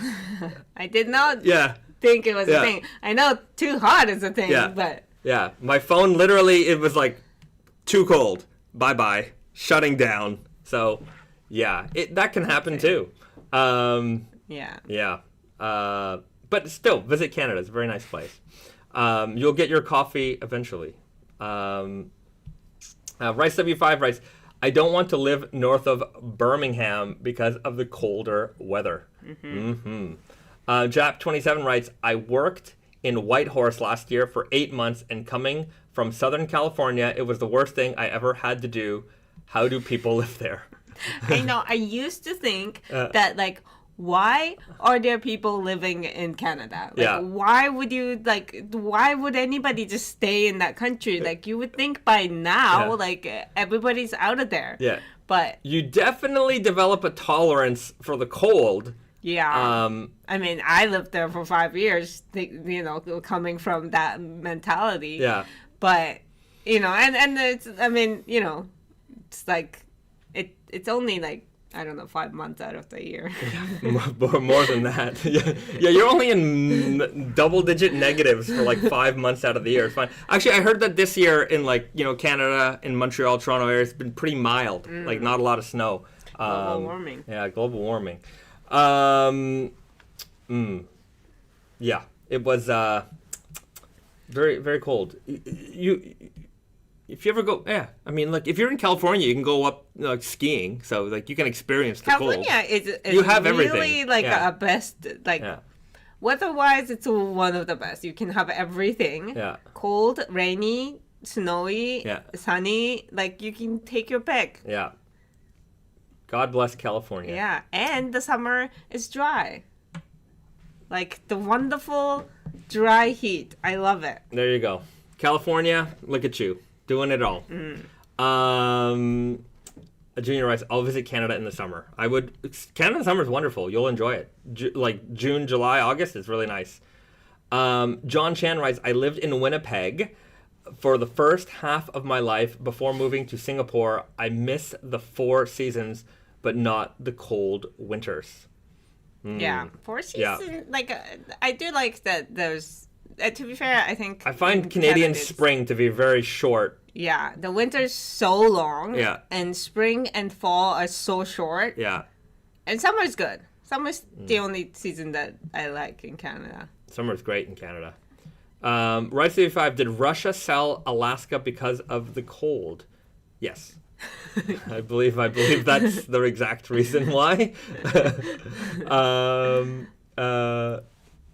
Juan Puedo writes, damn, I was freezing today with 36-degree weather here in California. I can just imagine minus 40. And by the way, minus 40 is where Fahrenheit and Celsius meet. That's where they make sweet, sweet, delicious, romantic love to each other. So it is that cold when I talk minus 40. Yeah, I remember in the first week of me moving to Canada... It wasn't my first time visiting Canada, but it was, like me, picking up my life and moving to Canada. I had to wait outside for a bus for like 25 minutes. Sorry. And I was just like, okay, like my understanding of Canada is that you don't ever have to be outside standing around because everything is covered and all that. Yeah. And it's like, that was not the case. And I was just like, what did I do? Yeah, sorry, I was poor. I didn't have a car. I still don't have a car. You can't drive it anyways. I can't drive it anyways. You moved, you didn't realize that you're... But it's just like, to me, it was just like, this is insane that you have to wait outside in this, like... Yeah. I did not live close to the metro. I lived kind of far away from work. I mean, I was in the most affordable place I could afford. It was a great apartment. It was fine, but I wasn't a rich man. But it's just the idea that you have, like, and it was like a big line, because I guess it was, like, backed up and nobody was, getting on the bus. But it was a long line of people, like, does everybody wait for a bus like this all the time? Like, so just to rag on the winter a little bit longer. So what happens is, when the snow is really piled up, traffic gets backed up like crazy, as you can imagine. So when the buses are coming from stop to stop, it takes them, like, so much longer to go from like the 2 blocks to the next 2 blocks to get to the next stop. So because everybody's slow, sometimes, like when the bus finally gets to you, that bus might be 15-20 minutes late, so it's picked up 15-20 minutes worth of passengers from that next stop. So the stop maybe ahead of you has a bunch of people, they got on the bus, that bus is now full. So by the time that bus gets to your stop, they ain't picking you up. So you got to wait for the next bus, who's going to pick up the next batch of passengers. But all it does is like build this incredible backlog, and you just have to think like, is it worth me? Stop. So it's like a big bus terminal with the subway, and in order to get on the bus, you had to wait outside. And it's like a human rights violation. Yeah. It's like you could die, literally. And like they had those heater things, right? Okay. No, they never turned them on. Right? They never turned them on. I've been like in Canada, there are every now and then like these bus shelters. Mostly I find it was like there's a company called Go Bus, And they would have some bus shelters that would have the heaters on. So you go and you press the button and the heater would come on. But at Islington Station, those heaters never came on. They just didn't want to warm you up, I guess. So my bus came like every 45 minutes. So if you missed that bus, it was death. You were just standing out there in the cold, just hoping frostbite wouldn't kick in. Ugh. Yeah. Anyhow, tough. It's a tough life living in Canada when you don't drive a car. Junior writes, Hobo Bahzad. That's me. that is the look I have adopted, and that's the lifestyle I live. Yeah, that's me. BD writes, Bahzad and Risa. I like BD with all the good questions today. Bahzad and Risa, what's your favorite fade? Dotty and spotty or line fade? Much love to the hard, soft, and true grit. Is there the best way to fade each type of direction? I like the dottier fade. Personally, I like all fades. I like the dottier fade. Mm-hmm. It's more vintagey. Yeah. I also like less contrast. Mm-hmm. So, like, I like, like how I'm wearing my dirty fades right now. Like, it's not, like, there's not a lot of, like, mega high contrast points here. It's more of an overall fade. And then, like, when these become really, really light, then you'll see, like, some wear patterns that are just, a little bit lighter than that. But yeah. I like a little bit of wear pattern just so that, like, it's like yours. Like, it's very, like a unique piece that you're contributing to. But yeah, in general, I really like washed down, like softened, like just dad jeans, like dad jean style. That's my current. My tastes have changed over the years. Of course, when I was younger, when I first got into raw denim, high contrast, like filthy fades was what I liked the most. That's what got me into it. When I would see a really disgusting pair of jeans, like they haven't been washed for 2 years, like gross, and I'm like, they have that crust, like that sweat and grease crust and, like, that would build up on like them. A thin layer of like filth, like filth or like human oil. Yeah. So like they would be a little greasy looking. Yeah. Oh. And those fades, I loved them. I thought that's great, the way to go. And so after that, it was heavyweight. I really liked heavyweight denim. I wanted big, thick, juicy crease lines.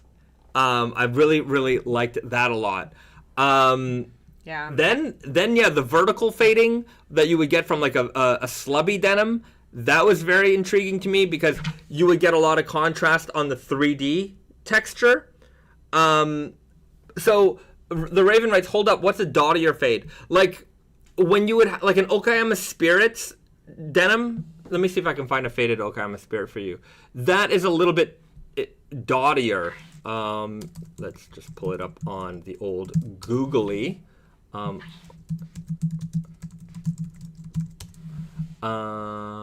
Images? No. It's a video. Yeah. Okay, let's see. There's a fade of some Okayama Spirit 2s. I need a close-up photo of it. Yeah, it has a little... Oh, let's pull it up. There we go. Heddles has some pictures. The good people over at Heddles. Yeah, let's see. So you can see here, it has bits of streakiness, but it's a little bit more grainy throughout. You can see here how grainy it looks. Whereas like a very, like the 18-ounce big slub would be a lot more, like just littered with the vertical streaking. Or like the slub stretch selvage, you'd see a lot more vertical, like fade lines. Whereas here, it's a little bit, speckled throughout. But you can see how grainy it looks in these areas. Yeah, but in general, like it's not really the slub that does this, like vertical fading. It's more like you see it more prominent in like left hand 12. So like compare like our like dirty fade to left hand twirl. Left hand twirl gives you way more like lines. And it's kind of like more, I wouldn't say cleaner fade, but like, you know, it just it to me it gives like a little bit more of like what do you call that? It's just less ruggedy. Yeah, Less but vintagey. what I'm talking about like with the vertical stuff is like the fact that like the 18-ounce big slab has more like thickness in terms of the yarns in like the vertical and the warp. Yeah, the vertical lines are more like identifiable in slub denim sometimes. Yeah, like you can see it here a lot more clearly. Yeah. But it's also just like kind of like how tight the weave is. If like it's a tight weave, then you tend to see more dots than like lines, right. Vertical lines. Okay. Yeah, it's just it's like it's a very deep. It's a deep question. Deep question. A lot of these questions, they seem you know what? Anyhow, it's like when sometimes people will message me and they're like, "Hey, can I ask you a quick question?" I'm like, "No." On the live stream, you can ask me the question. Anyhow, save those DMs for the live stream. I'm happy to answer you here. What do we got here?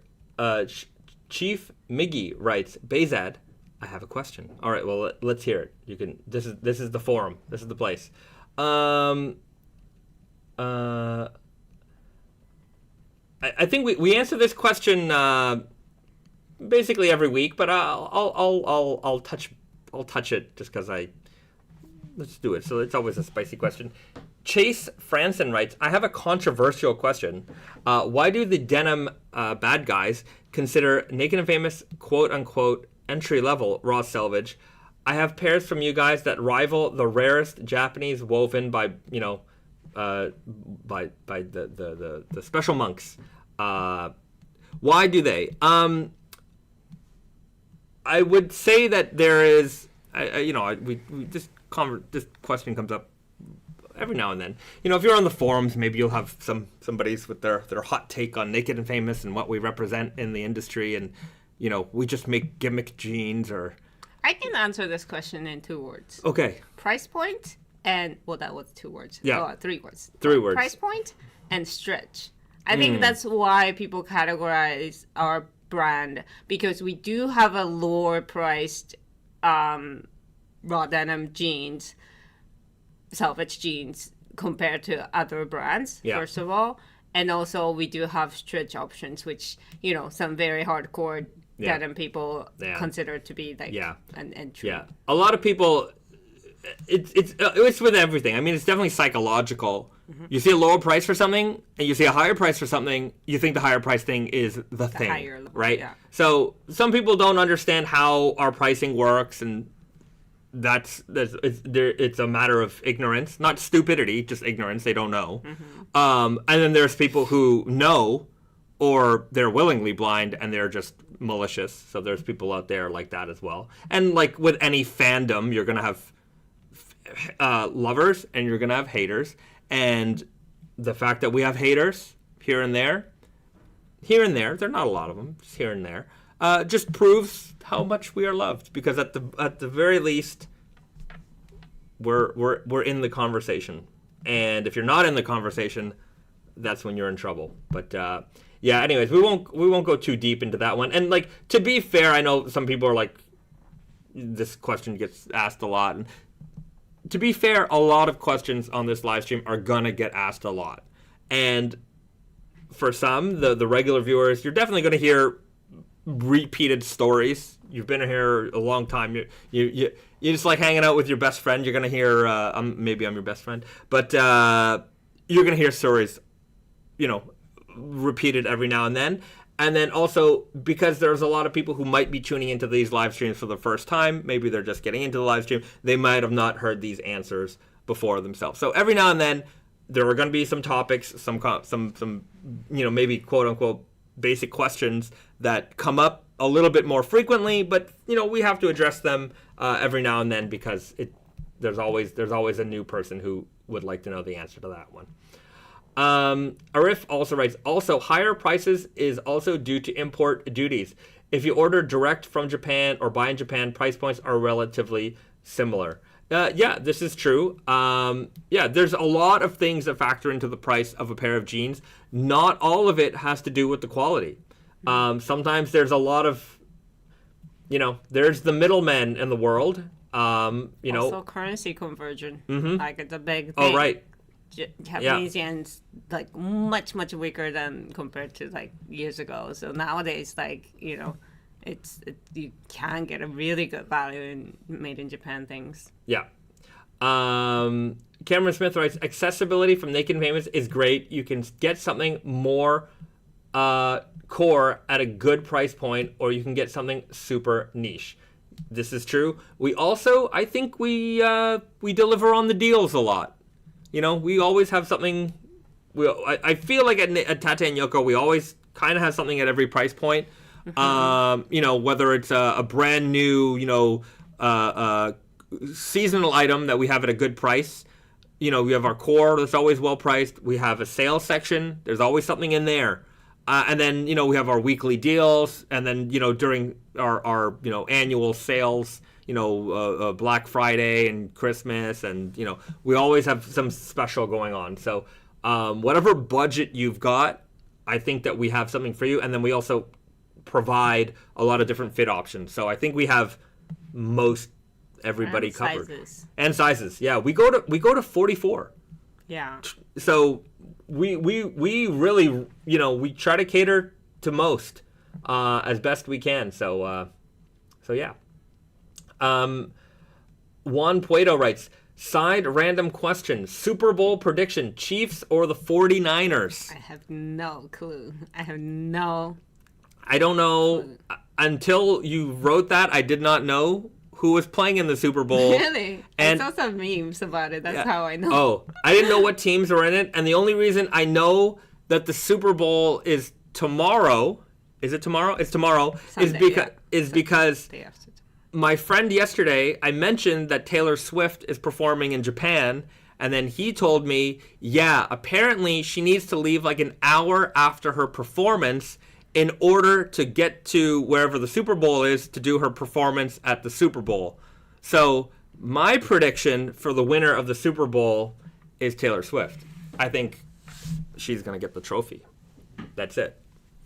Good for her. Good for her. Is her boyfriend's team playing? Whatever her boyfriend's team is playing for is the one I'm rooting for.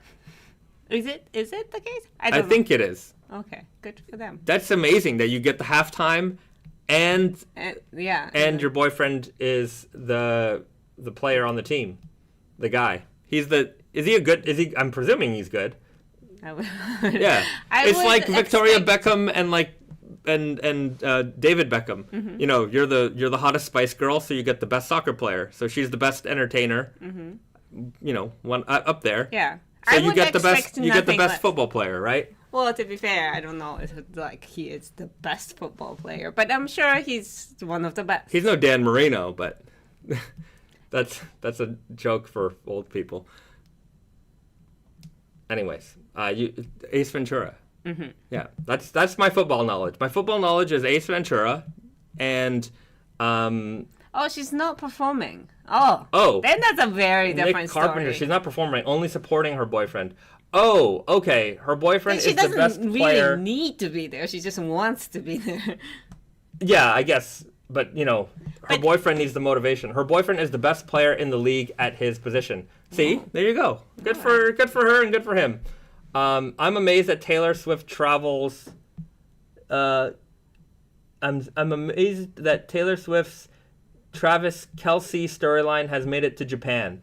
Oh, I mean, it's not like that. But the reason why I knew about this was because I guess there was news articles, scrolling through them. There was a question about can Taylor Swift make it from Japan to Las Vegas in time for Super Bowl? And I guess like a consulate in Japan or some like office, like a government office, tweeted back saying like, yes, like because there's like 17-hour time difference or whatever, and then the flight time is like 12 hours and like, you know, all these things. And so they kind of like replied back explaining how it's possible. Yeah. Also, when you fly on a private jet, a lot of things are possible. I mean, you can't travel time, but you do definitely. I think you can. There was that movie, Back to the Future. They did it.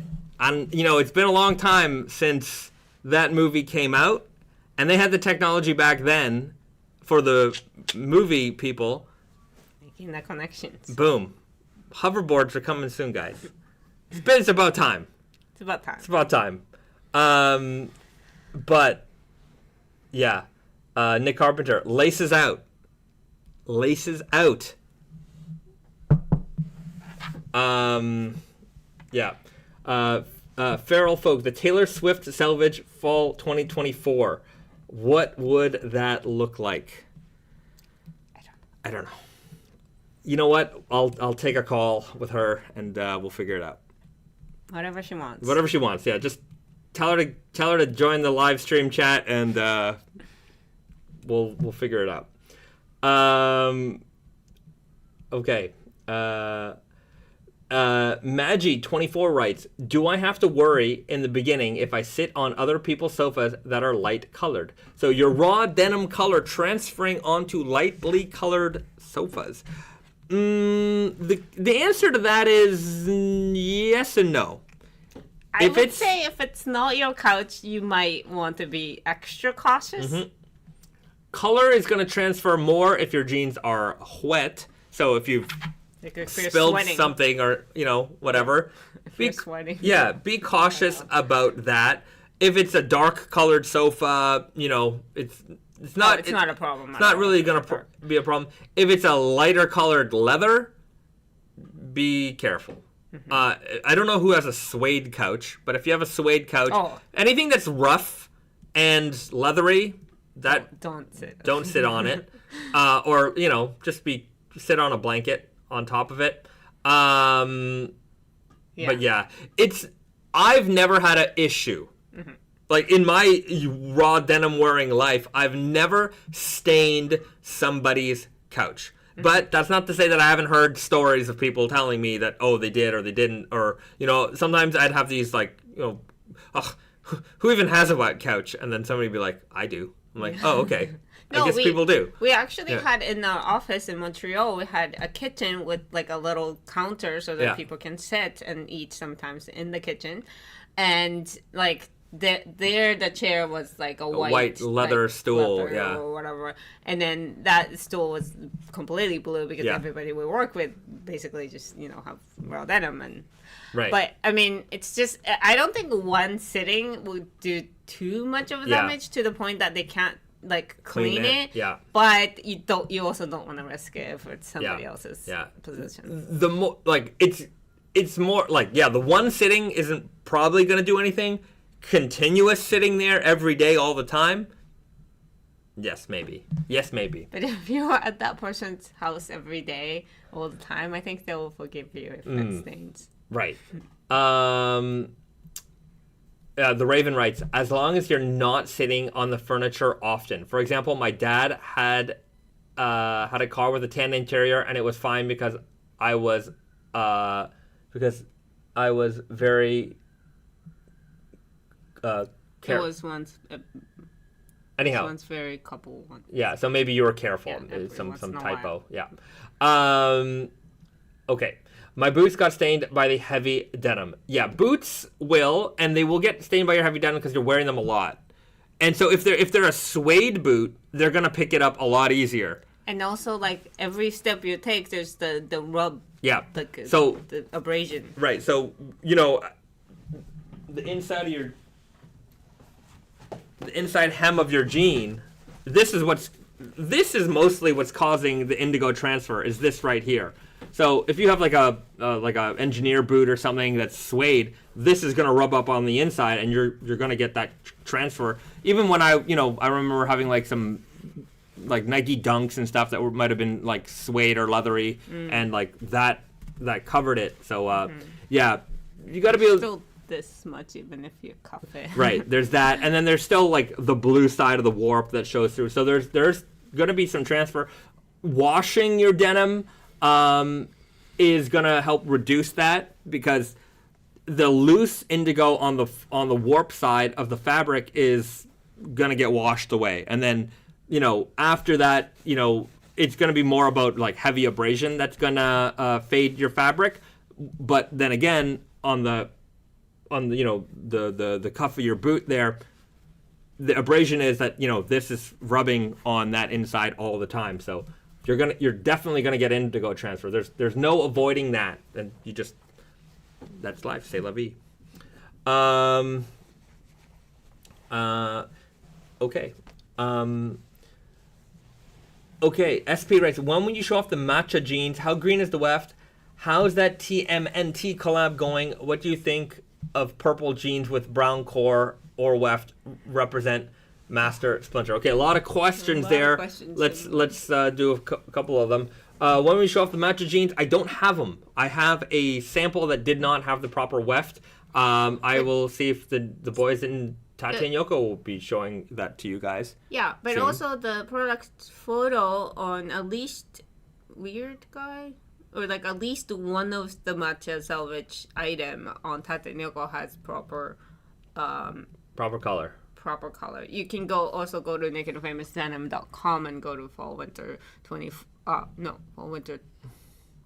Spring summer 24. Spring summer 24 yeah. page, and then you can see those photos too. Yeah.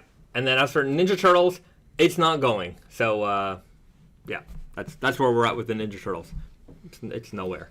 Okay. The Crimson Braves writes, my Sumi inks didn't stain my cream fabric Crosstrek seats until snow fell into one of the bolsters and got them wet. Yeah. So wet jeans will transfer color a lot easier than dry jeans. That's why you should never wash your jeans with a white t-shirt.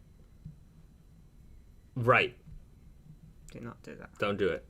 Kenny Ingram, what are your thoughts on Stridewise taking a Swedish denim company and suggesting that using organic cotton and partnering with the Fair Wear Foundation is not greenwashing? I don't know anything about that, so I guess I cannot make I cannot make a specific comment on that. Talking about a Swedish denim company and suggesting that using organic cotton and partnering with the Fair Wear Foundation is not greenwashing. Yeah, I don't know anything about that, but one thing that I do find funny, and you're going to see it more and more in the jeans world, because I think there's a lot of companies, and I know this because I'm an insider, and the inside yammering is talking about how there will be some distancing from a lot of this organic cotton talk, because they're starting to find that some of the organic cotton, as in most of it, is not as organic as you might have been led to believe. So some of the wording around it will be like that it's going to be organic, or they're working towards more organic, so they're working with farms that are transitioning. That means they're still not buying organic, and why would they ever, and when is that transition going to happen? Who knows? Who cares? And then my absolute favorite is plant-based jeans. Plant-based. Wow, what a concept. Oh my God. Can you believe that we're using plant-based cotton? Opposed to what? Well, our milk denim is actually not fully plant-based. I guess that's true, so but it's not vegan. Yeah, just wait. I'm red pilling you all. Wait, you're gonna start to see this everywhere. The plant-based denim revolution. Oh my God, we're using plant-based materials to make our jeans.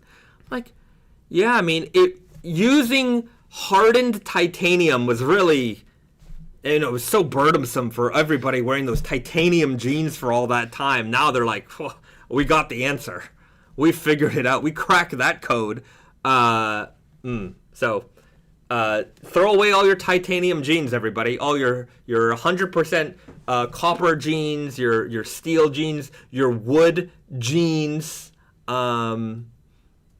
Wood jeans is fine. Wood is plant based. I guess that's true. Wood is plants. Aluminum glass jeans, right? Meat based denim. Yep.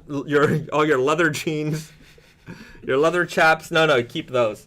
But yeah, it's look, when one form of marketing stops working, they will switch to another form of marketing, and all they're really trying to do is, look, if a mega company takes even a small stance at getting better, I'm not going to fault them. I'm not going to fault them for getting better. Okay? Yeah, their small step can mean a big things. Right. Yeah. But, I don't like, some of the... You see the commercials. The commercials are very typical. Everything seems like it's coming from a sunny field and a farm, and it's like it's all this. Like I'm like, that's not the case. Like that's not how your products are made. And you try to use a lot of the corporate world has certainly taken a lot of liberal values and commoditized them, and it's unfair because people see these as like virtues and these are good things, but they're not they're just taking the trappings of it, just the look of it in order to make it look like they're doing something where it's like you can just be honest with us and be like, look, this is how our products are made, and like we're moving towards this, that, and the other thing, and like you don't need to sugarcoat it. People can. Because the problem I have is that it actually takes away from people who are actually doing something more sustainable. Like for instance, any organic cotton that came out of America in the past 10 years or whatever, that's been really organic. Like those are the standards of organic. But in other countries that produces a majority of cotton, cotton, they don't follow that same rules, and now they're trying to crack down on it. That's why they have to be a little bit more we're working towards organic, this is not technically certified organic, because now the rules are a little it's catching up, but it did take a long time for them to actually realize it's not fair that certain people are following the strict rules and making a difference, and other people are not. Well, that was the cotton industry being like, yo, we got to do something about this. But but as far as the big companies who were selling you the lie that they were selling you these organic products, they knew fully the situation. They absolutely fully knew the situation. And when they could have been supporting the real organic farmers, they didn't. And so they just wanted somebody to say, yeah, that's organic. And they're like, great, because now we're going to label everything organic because the guy that, we checked with said so. So yeah, that's the way it is. It certainly takes away. Now, just because it says organic, you can't really trust that label as a consumer, because you can't know everything about the products. You just can't. That's just not a thing. And most of products they have to say where it's made, where it's assembled, but they don't have to say where the raw material comes from or whatever. Yeah. So it's a shame, and even some of the course correction that's happening, I mean, they're just going to spin it, whatever way they want. And I don't think that, you can certainly be mass and still be ethical. I don't think that those two things necessarily are evil. I think, I don't think corporations as a idea are evil in themselves. But, the smarter we get as consumers, the better that everything will become, because there will be less of a tolerance for shady marketing, questionable, claims, that kind of stuff. So you guys are here. You're all intelligent raw denim lovers, and obviously our broadcast is going to be reached by billions of people. So they're going to learn a lot about how some of this stuff is made as well. But yeah, it's interesting how sometimes they can spin some of that stuff. And like, man, the first time I saw plant-based jeans, I started laughing, just laughing. I'm like, what do people think? Who doesn't think these are plant? Like, why does this need to be said? Yes, it's like plant-based lettuce. It's like plant-based. Oh, this is a plant-based salad. I'm like, what else would it be? I can't imagine that. Yeah, it's like it's kind of funny if they were actually doing this like the way we did with like gluten-free cheese. Yeah, but that's exactly what that was a joke, but it's off. Yeah. Yeah. Might be talking about jeans made from polyester. They're not. Like the reality, like even in their plant-based jeans, the thread is going to be polycore. Like they're going to use a polycore cotton yarn. So polyester on the inside, cotton wrapped on the outside. That's how you make a strong sewing thread. Yeah, I mean, you would think. Who knows? Right. But I mean, they're not really attacking. Like even with stretch denim, it's mostly cotton, and I'm sure they'll have like plant-based jeans with stretch. They're like, they're just trying like just the term plant-based is so kind of ingrained in many of our like that like with the artificial meat. Oh, plant-based meat, plant-based is like it has that term has like this good green association. So if you start calling everything plant-based, just like they started calling everything organic, people feel like this is something that's good. Or it's like, well, they're all the jeans are. Yeah. All like practically. Yeah. But even like, again, it just really takes away like the true like, 'cause it's like you're kind of like selling the fact like, oh, you should pay attention to like things and care about the earth and people and all that but just by using these words like so like mindlessly that it really is like a proof that like no, people actually aren't, even when they like make purchase decisions based off of these things, like they're actually not paying attention to what it is that they're not everybody obviously, but a lot of people are just mindlessly following these codes. Yeah. To be fair, the mass market definitely has more of a mindless consumer than they like to pretend like their customers are conscious and this and that, and they're looking for this, that, and the other thing. They might be looking for those words, or those words like through their like snowy. Through their research, they've determined that like using this type of language is going to increase sales by X amount of percent. So that's why they use that kind of language. They certainly have the resources to conduct those types of studies.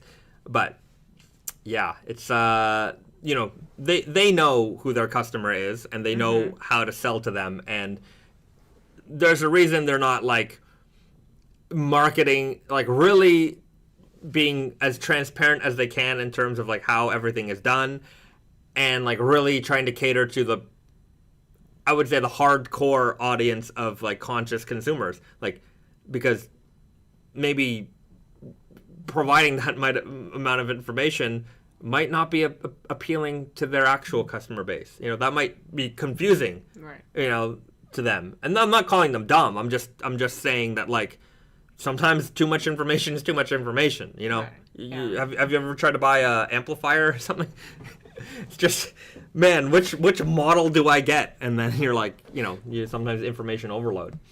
Anyhow, that's to say, just be cautious of the claims that are being put out there, and just be aware, and maybe you'll start to see some of these things coming out more and more. Somebody asked, Chief Miggy writes, for the thick belts, you're looking for a size. You wear a size 36. Should I get a size 40 thick belt? 36, if you wear a size 36 jean, you should probably get a 38 belt. 40 would probably be okay, but you'll be on like the last hole. Like the smallest. Yeah. No, yeah. The smallest. Yeah, the smallest hole. So, yeah, 38, you'd probably be in the center. So just keep that in mind.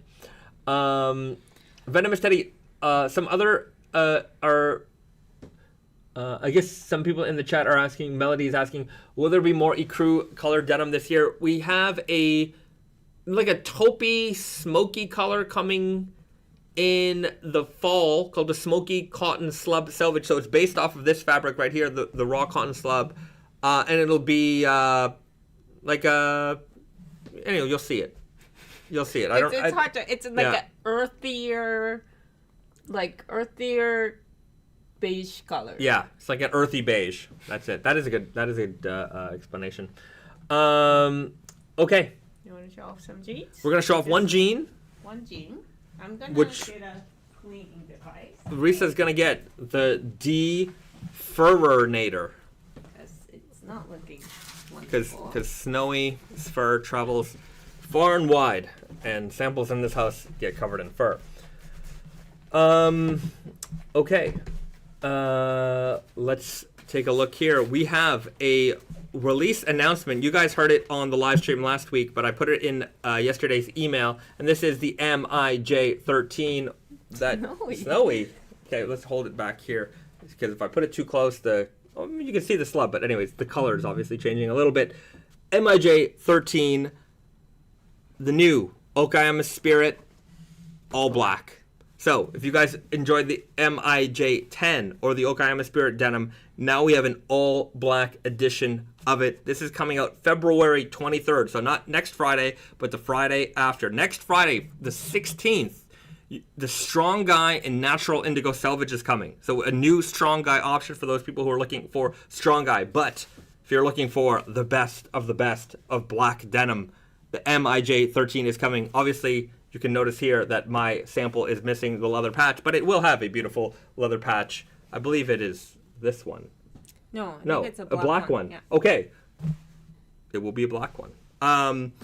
Oliver Anderson writes, how limited? Not like the super limited. Yeah, it's not like the hand-dyed level, but it. You should be able to get it. And it'll be available at Tate and Yoko, Naked Famous Denim NYC, like James Dant, Blue Owl Workshop, Cultism. Like, it's going to be available at a select number of Naked and Famous Denim retailers, but they should have. And then we'll have some stock. Super Guy, Weird Guy, Easy Guy, and True Guy, and Denim Jacket, and Heritage Denim Jacket. Yeah, so for those people who like the Type 2 style jacket, it's coming. This is the first one of the MIJ land. Expect it to fit very heritagey. Short. It's gonna fit more like a blouse shirt, really. You know, the pleats are gonna expand out when you wear it. It is not an oversized fit. It's not what you'd expect from like a, if you're to go to the mall and buy that kind of fit today. It's gonna be oversized. Ours is a lot more vintage in style. To the waist, short jacket. Mm-hmm. It's definitely a look. I hope you guys like it. I made it for you. There was a lot of people asking for it, so we made it. We made it happen. Garrett has been wearing these for a little while. I know he's been climbing in them, so his has started to fade quite a bit. We'll get like we'll show off some preliminary fades on these before they come out, but expect a video to drop in the next 2 weeks on this one, where we'll go over all the details of the MIJ13. And we call it the MIJ13 because, and when we developed this and the MIJ12, we developed them at the same time, all black. I thought, why not number 13? That's the way to go. It's just that the production of this came out earlier than the 12, so the 13 will be coming out before the 12. Yeah. But the 12 will be out. Yeah, it's not like we forgot about 12. We are going to release them. Yeah. It's going to be 13, 12, and then 10. Yeah. Back to 10. 10 restock. Yeah. Yeah. And then 14, which is hopefully going to come out in the summer. This is the lighter weight 10-ounce Neppy workman style denim. So we've got quite a bit of MIJ coming out this year. But look at that neppiness of this fabric. It is really quite wonderful. beautiful. So that is going to be coming out this year. I'm going to say this year. I'm not going to give it a date or a month, but this year, hopefully the summer. This is the True Guy sample, but the sample, they didn't do the selvage ID right. It should be narrower, something like that. But yeah, all white selvage ID. Look at the inside. That fabric is quite beautiful. So the nep is on the warp and the weft. So you see the blue neps, the indigo neps, and also the brown, like a weft, like beige colored neps. So it's a very, very cool, lightweight workwear style denim. And this will also be available, super weird, easy, True Guy, and then the 2 denim jacket options. So that heritage denim jacket that we're talking about will only be available in MIJ land. So watch out for that. So those are the MIJ previews for today. And next, we've got some made in Japan snacks that we're gonna ask you guys. So drink? Yeah, we got 2 drinks, but we're only gonna try one, and you guys are gonna tell us which one is the one to drink. We're gonna try them out. We got some interesting ones. I thought they were interesting, and we'll see how that goes. Nico Sarton writes MIJ10 restock. Yes, the restock will be coming probably before the summer. So you'll get some more information as we know. The MIJ13 price, I think they're $315, something like that. Risa's gonna double check. Hold your phone up, just out of camera. Yeah. Okay. What's your favorite fast food curry, Bahzad? I'm gonna go with Coco because that's really the only fast food curry I've ever had here. I don't eat a lot of fast food curry, but Coco's curry is pretty good. It's not even fast though, I have to say. Yeah, it's $318 for jeans. Yeah. And for jackets. What do we got? Drum roll. $522.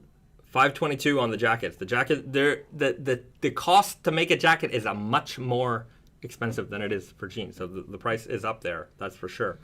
Okay. Okay. So the snacks. The snacks. Are we good with the questions? Are we good with the questions? Yeah. There was one question that somebody asked, Magi24, what's the difference quality-wise from made in Japan to made in Canada?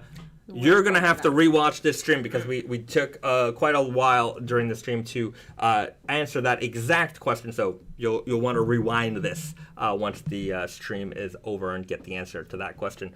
Okay, let's... somebody writes, as far as the prices, they wrote CAD, no, USD, American Dollars. The, yeah. I'm just trying to think of other slang for that. I don't know. Green gold. Dineros.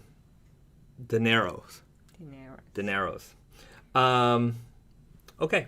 Do the indigo belts on something...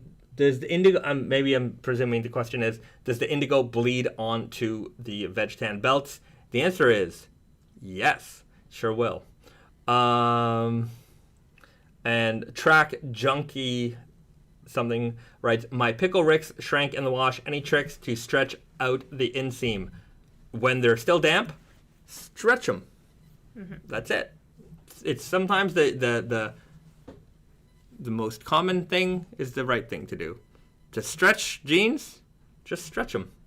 There's no device or anything that's going to help you with that. Just when they're a little damp, give them a little tug, or like width-wise, just wear them. Lengthwise, you got to pull them a little bit.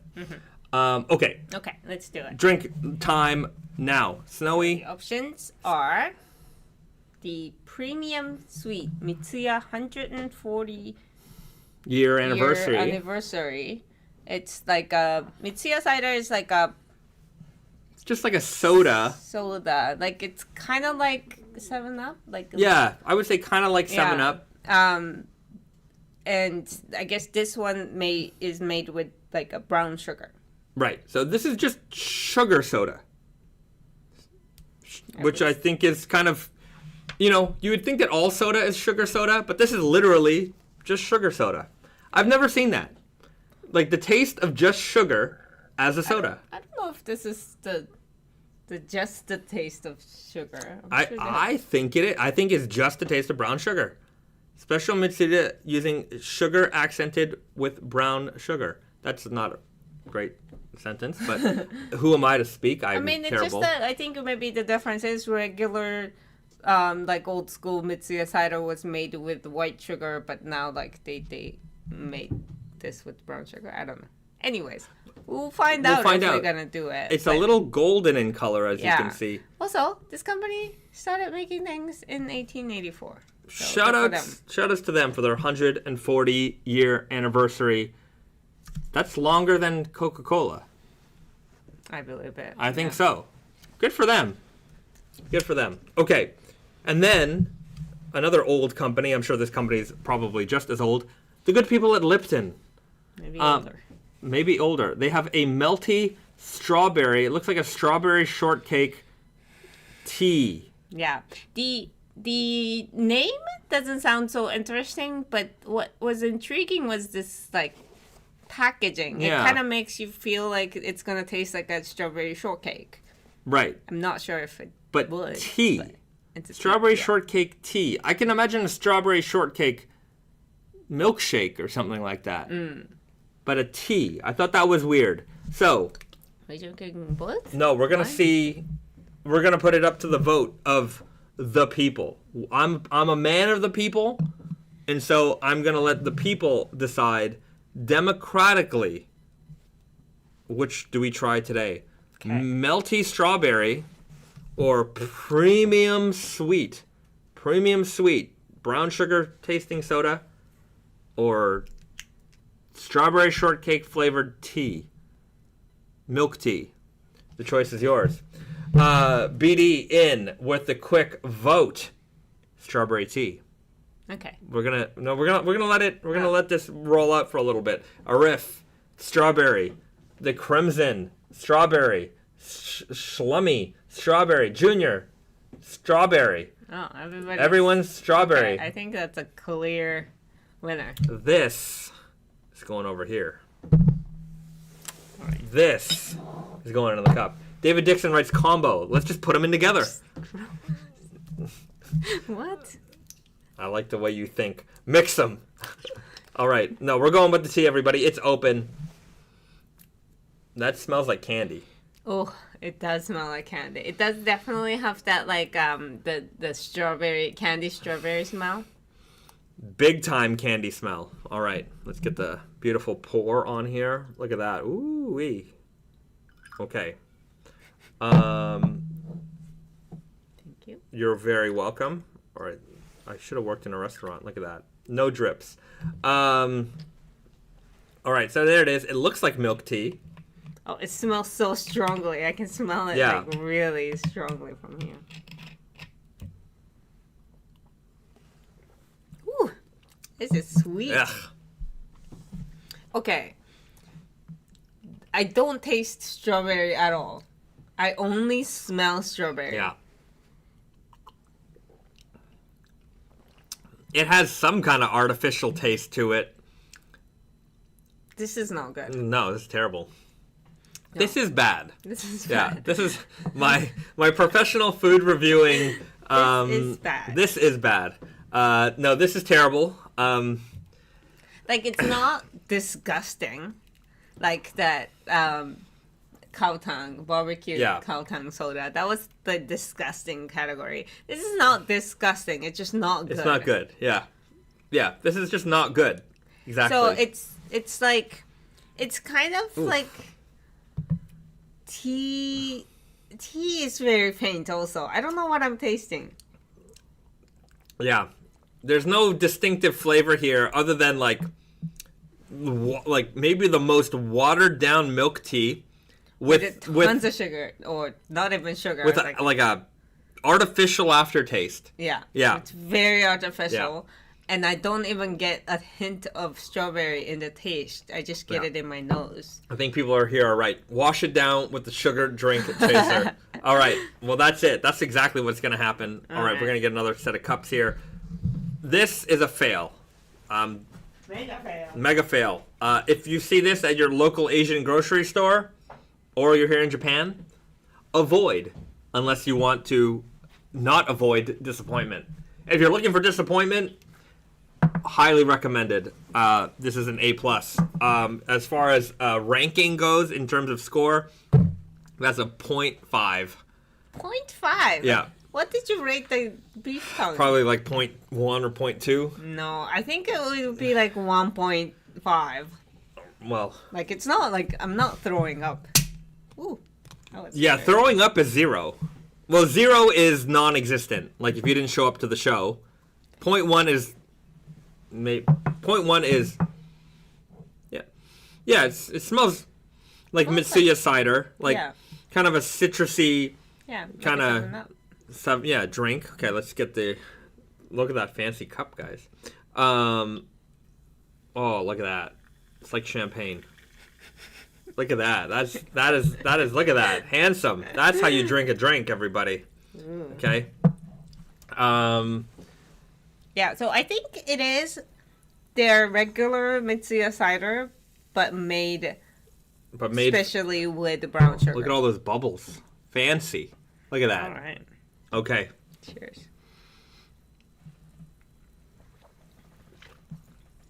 Oh, I don't taste the difference. No difference. It's just regular. Yeah. It's regular Mitsuya cider. I don't know why it's premium. Maybe the color makes it premium because the regular one is more clear. This looks like champagne or a fancy drink, especially when you have it in a nice cup. Mm-hmm. I don't drink Mitsuya cider enough to be like, if there's regular Mitsuya cider next to it now, I might be able to tell the difference, but I don't drink it so often, so I really don't, like, there's not noticeable difference. No real noticeable difference. It's a good drink. Carbonation is strong.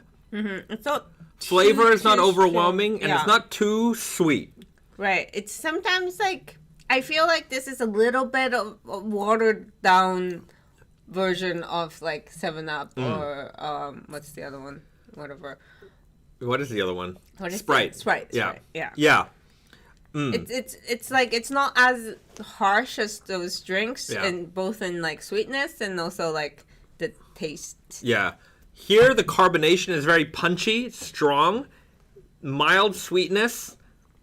It's a fine drink. I wouldn't know why it's called premium other than the color. I do like the color. I do think that the color adds a premium aesthetic to this. Yeah. If you were filming a film and you needed fake champagne. I don't know why I keep saying that, and I don't drink champagne because I don't drink alcohol, but I would feel fancy drinking this out of this cup. In fact, I do right now, and that's why pinkies are up. Should have used the champagne glass for that. All right. Well, that said, this gets a solid 7 out of 10. This is a 7 out of 10. It's not the best, It's, I would come back to this. Yeah. If it was there, I would have no problem buying this again. Yeah. So good job to the good, hard-working people at the Asahi Corporation for making Mitsuya cider for 140 years. 140 years of making quality products. Well, there you go. At some point, Asahi bought the Mitsuya cider company. All right. Well, I think that's why. But anyways, regardless, Mitsuya cider's been around for 140 years. So good for them. Yeah. They did something right. Yeah. Hopefully they'll be celebrating our 140-year anniversary when it comes to our turn. All right. Well, blue soda. Cheers to that. Blue soda. I hope everybody had a fun time during this live stream. I know I had a good time. And before we wrap everything up in a neat little package, we got to put one more thing in the package, and that is hitting the like button, and subscribing to the channel. I know some of you have already hit that button. Let's do it one more time. Just one more time on the way out. Hit that little click of the mouse on your phone, little tap of the finger there. It helps us out, helps us become more discoverable, and helps us spread our message, our good message of raw denim all around the world. And we get to enjoy, more people enjoying this chat. So with all that said, have a wonderful, wonderful weekend, everybody. And if you are interested in Wonder Looper related products, we will have a Wonder Looper live stream tomorrow, same time as today, so Saturday, 7 p.m. Eastern on the Wonder Looper Wonder Looper YouTube channel. So definitely check that out. And if you haven't gone over there and subscribed to that channel yet, I don't know what you're doing, but you should definitely be doing that immediately after. So with all that said, we'll see you guys next week. Same bat time, same bat channel. We'll bring you all the new raw denim news that you can use, and we'll see you there. All right. Goodbye, everyone. Have a great weekend. We love you all.